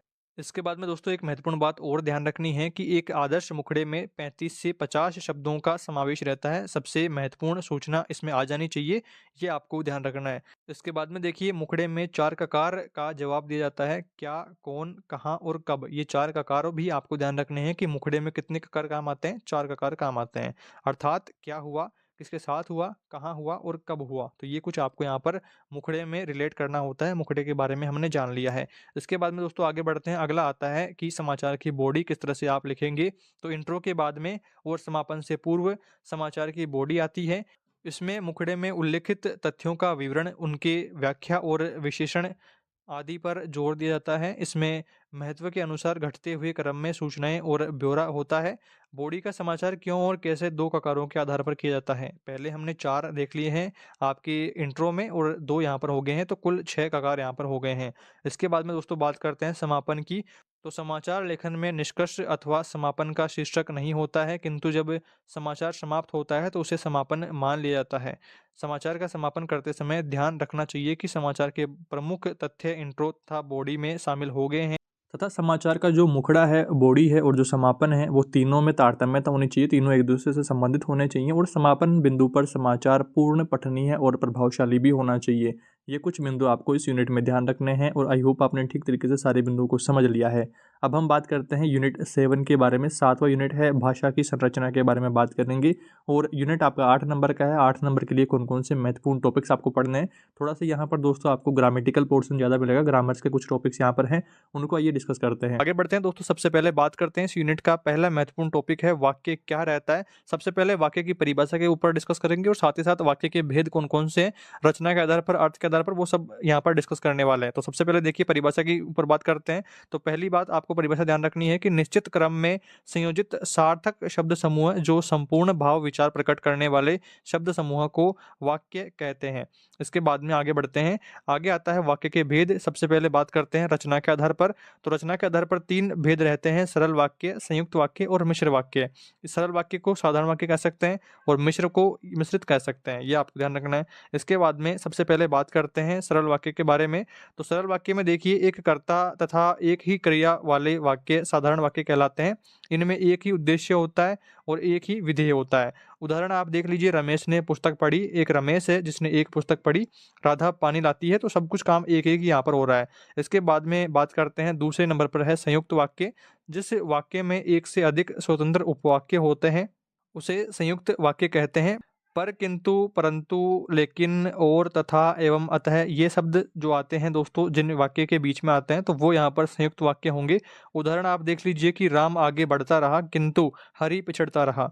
दूसरा उदाहरण है महेश ऊपर से प्रसन्न था परंतु हृदय उसका रो रहा था। तो ये आपको 2 उदाहरण ध्यान रखने हैं। इसके बाद में आगे बढ़ते हैं। तीसरे नंबर पर है मिश्रित वाक्य। तो इसमें देखिए जिस वाक्य में एक प्रधान उपवाक्य होता है तथा प्रधान उपवाक्य पर अन्य आश्रित उपवाक्य होते हैं। उदाहरण देखिए, मैं गाड़ी चलाता हूँ जिसे पहले मेरा मित्र चलाया करता था। दूसरा उदाहरण देखिए, सुरेश कहने लगा कि वह कल तीर्थ यात्रा पर जाएगा। और तीसरा उदाहरण देखिए, तुम्हारी वह कार कहाँ है जो तुमने कल खरीदी थी। तो ये कुछ उदाहरण आपने यहाँ पर देख लिया है। अब दोस्तों बात करते हैं आपके आगे देखिए अर्थ के आधार पर वाक्य भेद कौन कौन से हैं। तो देखिए अर्थ के आधार पर 8 प्रकार के वाक्य हैं। पहला है विधानात्मक, दूसरा है निषेधात्मक, तीसरा है इच्छावाचक, चौथा है प्रश्नवाचक, पांचवा है आज्ञावाचक, छठा है संकेतवाचक, सातवां है विस्मय सूचक और आठवां है संदेहवाचक। तो ये कुछ आपको अर्थ के आधार पर वाक्य भेद ध्यान रखने हैं। थोड़ा सा इनके बारे में और डिटेल में जानते हैं। तो देखिए विधानात्मक के बारे में सबसे पहले बात करते हैं। तो जिस वाक्य में किसी बात का होना या करना पाया जाता है तो वह विधानात्मक वाक्य कहलाता है। उदाहरण देखिए, सुषमा पढ़ती है, लता अपना कार्य करती है, तो कार्य का होना या करना पाया जाता है। इसके बाद में सेकंड नंबर पर है निषेधात्मक। तो जिस वाक्य में किसी काम का ना होना पाया जाए, यहाँ पर देखिए मटके में पानी नहीं है, सुषमा नहीं पढ़ती है, ये कुछ वाक्य आपको निषेधात्मक ध्यान रखना है। इसके बाद में इच्छापरक आ जाता है। इच्छापरक में देखिए जिस वाक्य में इच्छा, आशीर्वाद, शुभकामनाएं आदि को प्रकट किया जाए, तुम सदा प्रसन्न रहो, भगवान सबको सुखी रखे, तो ये कुछ इसके उदाहरण है। इच्छापरक यानी कि इच्छा प्रकटीकरण पर बात हो रही है। इसके बाद में अगला आता है प्रश्नवाचक। जिस वाक्य में प्रश्न का बोध हो रहा हो, तो देखिए उदाहरण है तुम कहाँ रहते हो, इस तरह के प्रश्न आपको प्रश्नवाचक में डालने हैं। इसके बाद में अगला है 5वें नंबर पर आज्ञावाचक। तो जिस वाक्य में आदेश या फिर अनुरोध की यहाँ पर बात हो रही हो तो वो यहाँ पर आज्ञावाचक होगा। तो यहाँ पर देखिए सबसे पहले बात करते हैं, पहला उदाहरण है अब तुम यहाँ से चले जाओ, तो ये आदेश हो गया। इसके बाद में दूसरा है कृपया आप चैनल सब्सक्राइब कर लीजिए, तो यहाँ पर ये अनुरोध हो गया कि मैं आपसे अनुरोध कर रहा हूँ कि कृपया चैनल को सब्सक्राइब कर लीजिए, आपके लिए इतने सारे इन्फॉर्मेटिव वीडियोज लाते हैं तो सब्सक्राइब जरूर से कर लीजिए। तो ये एक अनुरोध हो गया। छठा है संकेतवाचक। तो जिस वाक्य में संकेत या शर्त हो वह संकेतवाचक कहलाता है। उदाहरण देखिए, यदि तुम परिश्रम करोगे तो सफल होंगे, वर्षा हुई तो गर्मी कम हो जाएगी, तो ये कुछ संकेत शर्त आपको ध्यान रखना है। इसके बाद में दोस्तों अगला 7वें नंबर पर आता है संदेहवाचक। तो जिस वाक्य में किसी काम के होने में संदेह प्रकट किया जाए तो वह संदेहवाचक होता है, यानी कि वह घर गया होगा, शायद आज वर्षा हो जाए, तो ये कुछ इसके उदाहरण है। इसके बाद में आता है 8वें नंबर पर विस्मय सूचक। जिस वाक्य में हर्ष, आश्चर्य, शोक आदि प्रकट किया जाता हो, विस्मय सूचक कहलाता है। जैसे अरे यह क्या हो गया, ओह मेरा भाई आ गया है, तो ये कुछ आपको यहाँ पर उदाहरण ध्यान रखना है। इसके बाद में दोस्तों अगला हमारे सामने इंपॉर्टेंट टॉपिक आता है ध्वनियों का वर्गीकरण आपको करना है। तो यहाँ पर देखिए ध्वनियों का उच्चारण प्रश्वास वायु के मुख में से बाहर निकलते समय होता है, यानी कि श्वास जो हमारे मुख से बाहर निकलती है तब उच्चारण होता है ध्वनियों का। वायु के बाहर निकलते समय उनकी अवरोध निरअवरोध के आधार पर हिंदी में ध्वनियाँ दो प्रकार की होती है, स्वर और व्यंजन। इनके बारे में नॉर्मली बेसिक नॉलेज आपको है, पर यहाँ पर आपको बेसिक नॉलेज नहीं पहुँचेंगे, कौन सा साउंड कहाँ से उच्चारित हो रहा है तो उस बारे में पूछेंगे, तो थोड़ा सा उनके बारे में जान लेते हैं। आगे बढ़ते हैं, सबसे पहले स्वर ध्वनियों के बारे में बात करते हैं, जिसके उच्चारण के समय मुख विवर में वायु का किसी भी प्रकार का अवरोध नहीं होता है। स्वरों का उच्चारण बिना किसी अन्य वर्ण की सहायता से स्वतंत्र रूप से होता है, ये आपको ध्यान रखना है। और अब दोस्तों इसके भेदों की बात कर लेते हैं। तो देखिए पहला है उच्चारण काल के आधार पर स्वर भेद। तो उच्चारण काल के आधार पर दोस्तों तीन प्रकार के स्वर होते हैं, मूल तथा ह्रस्व स्वर जिसमें ए ई उ री यानी कि छोटे वाले आते हैं, और दीर्घ स्वर में आते हैं बड़ा आ और बड़ी ई और बड़ा ऊ, और संयुक्त स्वर में ए और ओ यहाँ पर ये आता है। और इसके बाद में इस प्रकार से ए आ ई उ ए ऐ ओ औ री 11 स्वर हैं, जिनमें से री का जो उच्चारण है हिंदी में प्राय लुप्त हो गया है। संस्कृत के तत्सम शब्दों में इसका उच्चारण आपको मिलता है, ये लाइन भी आपको ध्यान रखनी है। इसके बाद में दोस्तों आगे बढ़ते हैं। अगला आपके दोस्तों भेद प्रकार है उच्चारण स्थान के आधार पर। अभी हमने देखा था उच्चारण काल के आधार पर, और अब आता है उच्चारण स्थान के आधार पर। यहाँ पर कंफ्यूजन क्रिएट हो जाता है, तो थोड़ा सा आपको इनका ध्यान रखना है। यहाँ पर देखिए पहला है कंठ ध्वनि जिसमें ए और आ आता है। दूसरा है तालव्य ध्वनि जिसमें ई और ई आता है। और तीसरे नंबर पर है ओष्ठ्य ध्वनि जिसमें उ और उ आता है। और मूर्धन्य ध्वनि जिसमें री आता है। और कंठ तालु ध्वनि जिसमें ए और ऐ आता है। और कंठ ओष्ठ्य ध्वनि जिसमें ओ और औ आता है। तो ये कुछ आपको ध्यान रखना है। इसके बाद में अगला भेद प्रकार है जिह्वा के क्रियाशील भाग के आधार पर भेद होते हैं, तीन भेद। पहला है पश्च स्वर, दूसरा है मध्य स्वर और तीसरा है अग्र स्वर। मतलब कि जीभ हमारी आगे पीछे जो होती है उस पर जो साउंड क्रिएट होता है उसके बारे में बात करी गई है। तो पश्च स्वर में आ ई उ ओ औ यहाँ पर आता है, और मध्य स्वर में ए आता है, और अग्र स्वर में ई ए ऐ यहाँ पर आता है। तो ये कुछ आपको ध्यान रखना है। इसके बाद में अगला भेद है प्रकार है जिह्वा के ऊपर उठने के आधार पर, यानी कि जीभ ऊपर नीचे जब होती है तब कौन कौन से साउंड क्रिएट होते हैं, तो उनके बारे में बात बताई गई है यहाँ पर। पहला है विवर्त, जीभ बहुत कम इसमें उठती है, मुख मार्ग पूरा खुला हुआ रहता है जिसमें बा यहाँ पर आता है। और अर्ध विवर्त जिसमें जीवा का भाग विवर्त की स्थिति में कुछ अधिक उठा हुआ होता है, ए औ और ए यहाँ पर आता है। और अगला है अर्ध संवर्त, यानी कि जिह्वा का भाग अर्ध विवर्त की तुलना में अधिक परंतु संवर्त से कम उठा हुआ होता है, जिसमें ए और ओ यहाँ पर आता है। और अगला है संवर्त जिसमें जीभ इतनी अधिक ऊपर रहती है कि मुख से श्वास निकलने में अवरोध तो नहीं होता, परंतु उसके निकलने के मार्ग की चौड़ाई कम हो जाती है, जिसमें ई और उ यहाँ पर आता है। तो ये कुछ प्रकार आपको यहाँ पर ध्यान देना है। इसके बाद में दोस्तों अगला पॉइंट आता है व्यंजन ध्वनियों के बारे में बात करते हैं।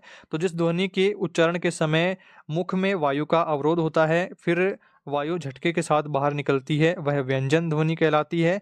व्यंजन ध्वनि स्वरों की सहायता से उत्पन्न होती है। स्वर ध्वनियां स्वतंत्र रूप से उच्चारित होती है, पर यहाँ पर व्यंजन ध्वनियां स्वरों की सहायता से उत्पन्न होती है अथवा उच्चारित होती है। तो ये कुछ पॉइंट्स आपको यहाँ पर ध्यान रखना है। इसके बाद में इसके भेदों की बात करते हैं।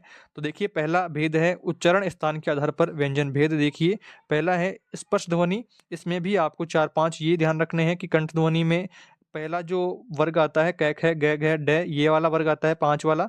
और इसमें तालव्य ध्वनि जिसमें दूसरा वर्ग आता है च छ ज झ अण वाला। और तीसरा है मूर्धन्य जिसमें ट ठ ड ढ अण वाला आता है। और इसके बाद में दंत्व्य है जिसमें त थ द ध न आता है। और ओष्ठ्य दोनों होठ मिलते हैं, वहाँ पर प भ ब भ म ये आते हैं। तो ये कुल 5 जो वर्ग हैं सारे यहाँ पर आ जाते हैं। इसके बाद में सेकंड नंबर पर है अंतस्थ ध्वनि जिसमें मुख विवर में वायु का अवरोध तो नहीं होता, परंतु कंठ इतने ऊंचे उठ जाते हैं कि वायु संकरे मार्ग से निकलती है। इसे अर्ध स्वर भी कहते हैं। इसमें देखिए 4 हैं, य र ल व यहाँ पर आते हैं। इसके बाद में अगला प्रकार हम बात करते हैं ऊष्म ध्वनि। ऊष्म ध्वनि में देखिए वायु घर्षण करती हुई निकलती है, जिसमें श श और स है यहाँ पर आपको ध्यान रखना है। इसके बाद में इस प्रकार से 33 व्यंजन होते हैं, 25 स्पर्श, 4 अंतस्थ और 4 ऊष्म, ये आपको ध्यान रखना है। इसके बाद में दोस्तों अगला प्रकार आता है स्वर तंत्रियों के आधार पर व्यंजनों का वर्गीकरण किस प्रकार से करेंगे। तो पहला प्रकार देखिए अघोष आता है। उच्चारण के समय स्वर तंत्रियों में कंपन नहीं होता है, गूंज नहीं होती है। ये वर्गों के प्रथम द्वितीय वर्ण आते हैं। जो वर्ग है पहला वर्ग है क ख ग घ अण, तो ये पहला वर्ग हो गया। इस तरह से जो सारे वर्ग हैं उनके प्रथम और द्वितीय वर्ण यहाँ पर आते हैं, जो कि कोष्टक में आपके यहाँ पर लिखे हुए हैं, तथा श श श यहाँ पर आता है। कुल 13 वर्ण यहाँ पर आते हैं। इसके बाद में सेकंड नंबर पर आता है घोष, जिसमें उच्चारण में गूंज हो, स्वर तंत्रियों में कंपन होता है। शेष व्यंजन वर्ग में 3 4 5 वर्ण अंतस्थ तथा है, कुल 20 वर्ण यहाँ पर रहते हैं। ये आपको सेकंड घोष ध्यान रखना है। इसके बाद में थर्ड नंबर पर है अल्पप्राण। अल्पप्राण में देखिए उच्चारण में प्रश्वास की मात्रा का कम उपयोग होता है। वर्ग का पहला, तीसरा और पांचवा व्यंजन आता है यहाँ पर, जिसमें जो कि वर्ग आपको जानते ही हैं, ये सारे वर्ण आपको लिख लेना है, तथा य लव आता है। कुल 19 वर्ण यहाँ पर रहते हैं। इसके बाद में महाप्राण देखिए उच्चारण में अधिक प्रश्वास का उपयोग होता है। वर्ग का दूसरा और चौथा व्यंजन यहाँ पर आता है, तथा उष्म श और है यहाँ पर आता है। कुल 14 वर्ण यहाँ पर रहते हैं। इसके बाद में दोस्तों आगे बढ़ते हैं। अगला टॉपिक है लिंग परिचय के बारे में। लिंग से दोस्तों आपकी छोटा सा प्रश्न आने की संभावनाएं हैं। कौन सा प्रश्न आएगा उसके ऊपर बात करते हैं। लिंग की परिभाषा आप सभी जानते हैं कि स्त्री व पुरुष जाति का बोध जिसमें होता है लिंग कहलाता है। उदाहरण देखिए, छात्र विद्यालय जाता है, छात्रा विद्यालय जाती है। लिंग के भेद होते हैं दो, पुल्लिंग और स्त्रीलिंग। यहाँ पर आपको नपुंसकलिंग नहीं करना है, वो संस्कृत में रहता है। कई स्टूडेंट दोस्तों कन्फ्यूज हो जाते हैं, तो आपको यहाँ पर ध्यान रखना है हिंदी में दो ही लिंग होते हैं, पुल्लिंग और स्त्रीलिंग। और इसके बाद में अगला देखिए, आपको यहाँ से प्रश्न जो पूछेगा वो यहाँ से ऐसे पूछ सकता है कि आपको पुल्लिंग दे दे और स्त्रीलिंग पूछे, या फिर आपको स्त्रीलिंग दे दे और उसका पुल्लिंग पूछे। सुत का सुता, शिक्षक का शिक्षिका, मोर का मोरनी, दास का दासी, कवि का कवित्री, विद्वान का विदुषी, गवाला का गवालीन। इस तरह से आपको लिंग परिवर्तन करवा करके प्रश्न पूछा जा सकता है। इसके बाद में दोस्तों आगे बढ़ते हैं। अगला प्रश्न आता है वचन के बारे में। अब वचन देखिए आप सभी को नॉर्मली पता है, पर वचन का प्रश्न किस प्रकार से आएगा परीक्षा में उसके ऊपर डिस्कस करते हैं। तो देखिए वचन क्या होता है कि संज्ञा, सर्वनाम, विशेषण और क्रिया के जिस रूप से संख्या का बोध होता है उसे वचन कहते हैं। जैसे लड़का लिखता है एक वचन हो गया, लड़के लिखते हैं बहुवचन हो गया। वचन के भेद हैं दो, एक वचन और बहुवचन। वचन के लिए दोस्तों आपको एक वाक्य देकर के उसमें पूछेंगे कि ये एक वचन है या बहुवचन है, इसके बारे में आपको बताना है। तो देखिए कुछ महत्वपूर्ण बिंदु आपको ध्यान रखने हैं वचन पहचानने के लिए। पहला बिंदु ध्यान रखना है कि आदर प्रकट करने के लिए एक व्यक्ति के लिए बहुवचन का प्रयोग होता है, यानी कि राजा साहब आए हैं, मेरे पिताजी बीमार हैं, तो यहाँ पर हमें बहुवचन का प्रयोग करना है। इसके बाद में सेकंड पॉइंट आपको जो ध्यान रखना है कि प्राण, दर्शन, लोग, आंसू, दाम आदि शब्दों का प्रयोग सदैव बहुवचन में होता है। जैसे सभा में बहुत लोग थे, तो यहाँ पर बहुवचन सीधा ही आ गया। लोग यानी कि एक लोग नहीं है, वो लोगों का ग्रुप है, तो उसके बारे में बहुवचन यहाँ पर आ गया है। तीसरे नंबर पर है द्रव्यवाचक संज्ञाएं सदैव एक वचन में प्रयुक्त होती है। जैसे सोना सस्ता हो गया है, दूध महंगा हो गया है, इस तरह के जो वाक्य हैं ये एक वचन में आएंगे, ये आपको ध्यान रखना है। इसके बाद में दोस्तों चौथा पॉइंट है प्रत्येक तथा हरेक का प्रयोग सदैव एक वचन में होता है। उदाहरण देखिए, प्रत्येक को अपना अपना काम करना चाहिए। दूसरा उदाहरण है हर एक का नारा है भारतवर्ष हमारा है। तो यहाँ पर दोस्तों एक एक की बात हो रही है, तो यहाँ पर एक वचन ही आएगा। और इसके बाद में पांचवा पॉइंट है भाववाचक और गुणवाचक संज्ञाओं का प्रयोग एक वचन में होता है। उसे बुढ़ापा आ गया है, बुढ़ापे आ गए हैं, इस तरह से नहीं होगा। यहाँ पर बुढ़ापा आ गया है एक वचन में प्रयोग आपको करना है। ये कुछ बातें आपको ध्यान रखनी है। इसके बाद में छठा पॉइंट है कि बोलचाल में तू एक वचन के स्थान पर हम तुम बहुवचन का प्रयोग करते हैं एक वचन के रूप में। यहाँ पर देखिए तुम गंदे आदमी हो, तो यहाँ पर गंदे आदमी हो एक वचन है, पर यहाँ पर तुम बहुवचन का प्रयोग करेंगे एक वचन के रूप में। तो ये कुछ पॉइंट्स दोस्तों आपको वचन बदलते समय ध्यान रखना है। इसके बाद में दोस्तों अगला टॉपिक है विशेषण का। विशेषण में देखिए जो शब्द संज्ञा व सर्वनाम की विशेषता बताते हैं विशेषण कहलाते हैं। इसी के साथ में आपको विशेष्य की परिभाषा भी ध्यान रखनी है कि जिन संज्ञा अथवा सर्वनाम शब्दों की विशेषता बताई जाती है उन्हें विशेष्य कहते हैं। जैसे आम मीठा है, तो इस वाक्य में मीठा विशेषण है तथा आम विशेष्य है। ये कुछ पॉइंट्स आपको यहाँ पर ध्यान रखने हैं। इसके बाद में विशेषण के भेद की बात करते हैं। तो विशेषण के भेद देखिए 5 भेद होते हैं। पहला भेद है गुणवाचक विशेषण। गुणवाचक विशेषण क्या होता है, तो देखिए जिस शब्द से संज्ञा व सर्वनाम का गुण, दशा, स्वभाव आदि प्रकट होता है उसे गुणवाचक विशेषण कहते हैं। दूसरा है संख्यावाचक विशेषण। जिन शब्दों से संज्ञा या सर्वनाम की संख्या प्रकट होती है उसे संख्यावाचक विशेषण कहते हैं। संख्यावाचक विशेषण 2 प्रकार के होते हैं, निश्चित और अनिश्चित, ये आपको ध्यान रखना है। इसके बाद में अगला प्रकार आता है परिमाणवाचक विशेषण। तो परिमाण में देखिए आपके ये भी नाप, मात्रा और तोल की यहाँ पर बात हो रही है। वहां पर संख्या की बात हो रही थी, यहाँ पर नाप, मात्रा, तोल यानी कि दूध वगैरह की, लिक्विड वगैरह की बात यहाँ पर होगी। तो यहाँ पर भी दोस्तों 2 भेद है, निश्चित और अनिश्चित, इसके बारे में आपको ध्यान रखना है। इसके बाद में अगला प्रकार है संकेतवाचक विशेषण। तो इसमें देखिए जो सर्वनाम शब्द किसी शब्द संज्ञा से पहले प्रयुक्त होकर के उसकी विशेषता बताते हैं संकेतवाचक अथवा सार्वनामिक विशेषण कहलाते हैं। इसके 2 नाम आपको ध्यान रखने हैं। यह आम है, उस जंगल में मोर है, तो यहाँ पर संकेत दिए जा रहे हैं। इसके बाद में अगला प्रकार है व्यक्तिवाचक विशेषण। तो इसमें देखिए व्यक्तिवाचक संज्ञा से बने विशेष शब्द व्यक्तिवाचक विशेषण कहलाते हैं। जैसे कानपुर से कानपुरी, अमेरिका से अमेरिकी। ये कुछ परिवर्तन यहाँ पर हुए हैं व्यक्तिवाचक विशेषण में।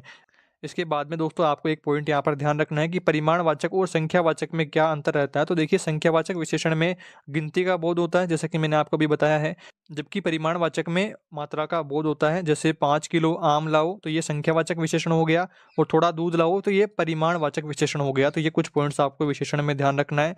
इसके बाद में दोस्तों अगला टॉपिक हमारे सामने आता है विशेषण की अवस्थाएं कौन कौन सी हैं। तो देखिए 3 अवस्थाएं यहाँ पर हैं। पहली अवस्था है मूलावस्था, दूसरी है उत्तरावस्था, तीसरी है उत्तमावस्था। सबसे पहले बात करते हैं मूलावस्था की। तो इसमें देखिए यह विशेषण का प्रथम अथवा मूल स्वरूप है। इसके द्वारा सामान्य विशेषता का बोध होता है, जैसे महेंद्र अच्छा खिलाड़ी है। दूसरा है उत्तरावस्था, यह विशेषण की दूसरी अवस्था है। इससे दो वस्तुओं की तुलना की जाती है, जैसे महेंद्र सुरेंद्र से अच्छा लड़का है, तो ये तुलनात्मक यहाँ पर हो गया है। इसके बाद में तीसरा है, यह विशेषण की तीसरी अवस्था है। इसके द्वारा किसी एक संज्ञा अथवा सर्वनाम की अन्य दो से अधिक संज्ञा अथवा सर्वनाम की तुलना की जाती है, जैसे महेंद्र सबसे अच्छा लड़का है, तो यहाँ पर उत्तम अवस्था ये आ गई है।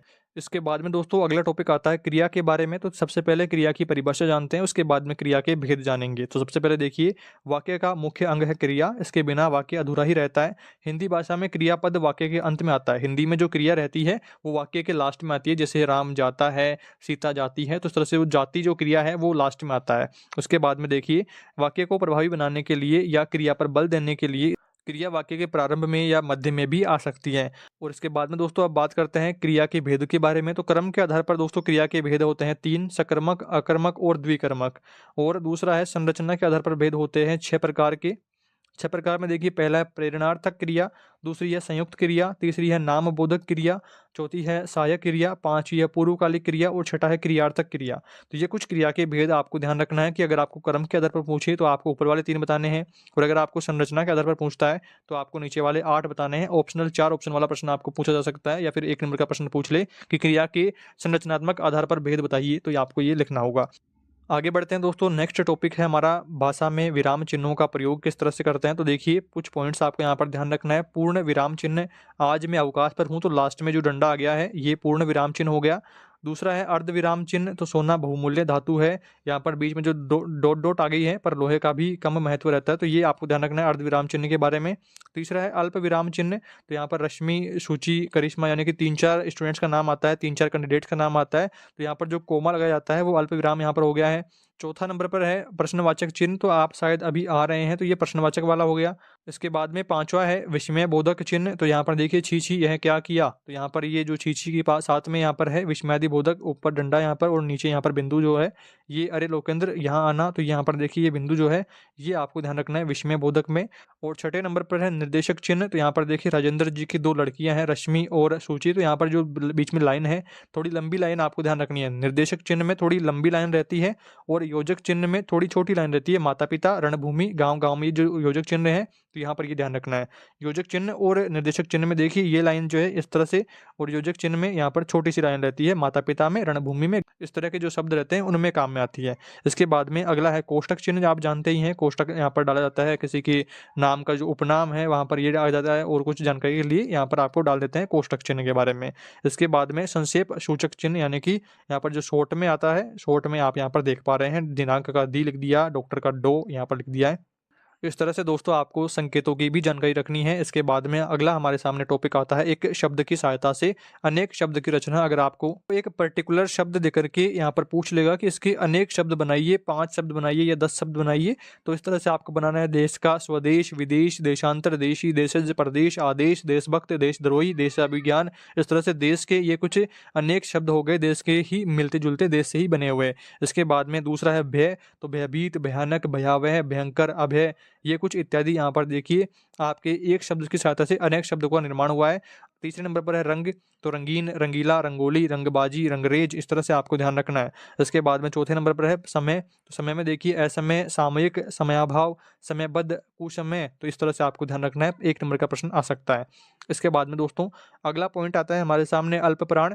अल्प प्राण में देखिए जिन ध्वनियों के उच्चारण में श्वास वायु की मात्रा कम होती है उसे अल्प प्राण व्यंजन कहते हैं, जैसे क, ग, ड, च, ज, ण, ट, ड, ण, त, द, न वर्णों के प्रथम, तृतीय और पंचम वर्ण तथा य, र, ल, व भी आपको ध्यान रखना है।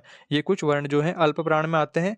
और इसके बाद में दोस्तों महाप्राण की बात करते हैं, तो जिन ध्वनियों के उच्चारण में श्वास वायु की मात्रा अधिक होती है उन्हें महाप्राण कहते हैं, जैसे ख, घ, झ, झ, ठ, ढ, थ, ध, फ, ब वर्णों के द्वितीय और चतुर्थ वर्ण है, और न, म, ल के महाप्राण रूप क्रमशः नह, मह तथा लह होते हैं।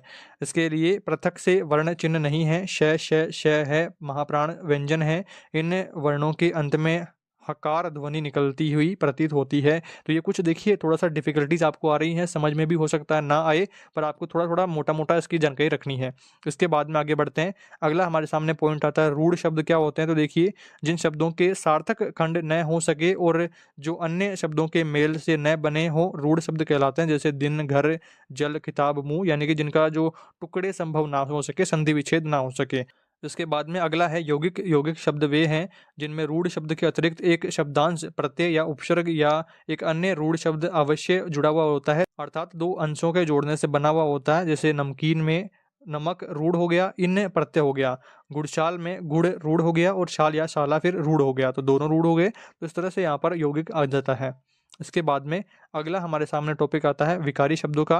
विकारी शब्द देखिए लिंग, वचन, क्रिया के आधार पर जिनमें परिवर्तन हो सके विकारी शब्द हैं। जैसे लड़का, लड़के, लड़की, लड़कियां विकारी शब्द हो गए, परिवर्तन हो रहा है लिंग का। और इसके में देखिए 4 प्रकार हैं: संज्ञा, सर्वनाम, विशेषण और क्रियापद।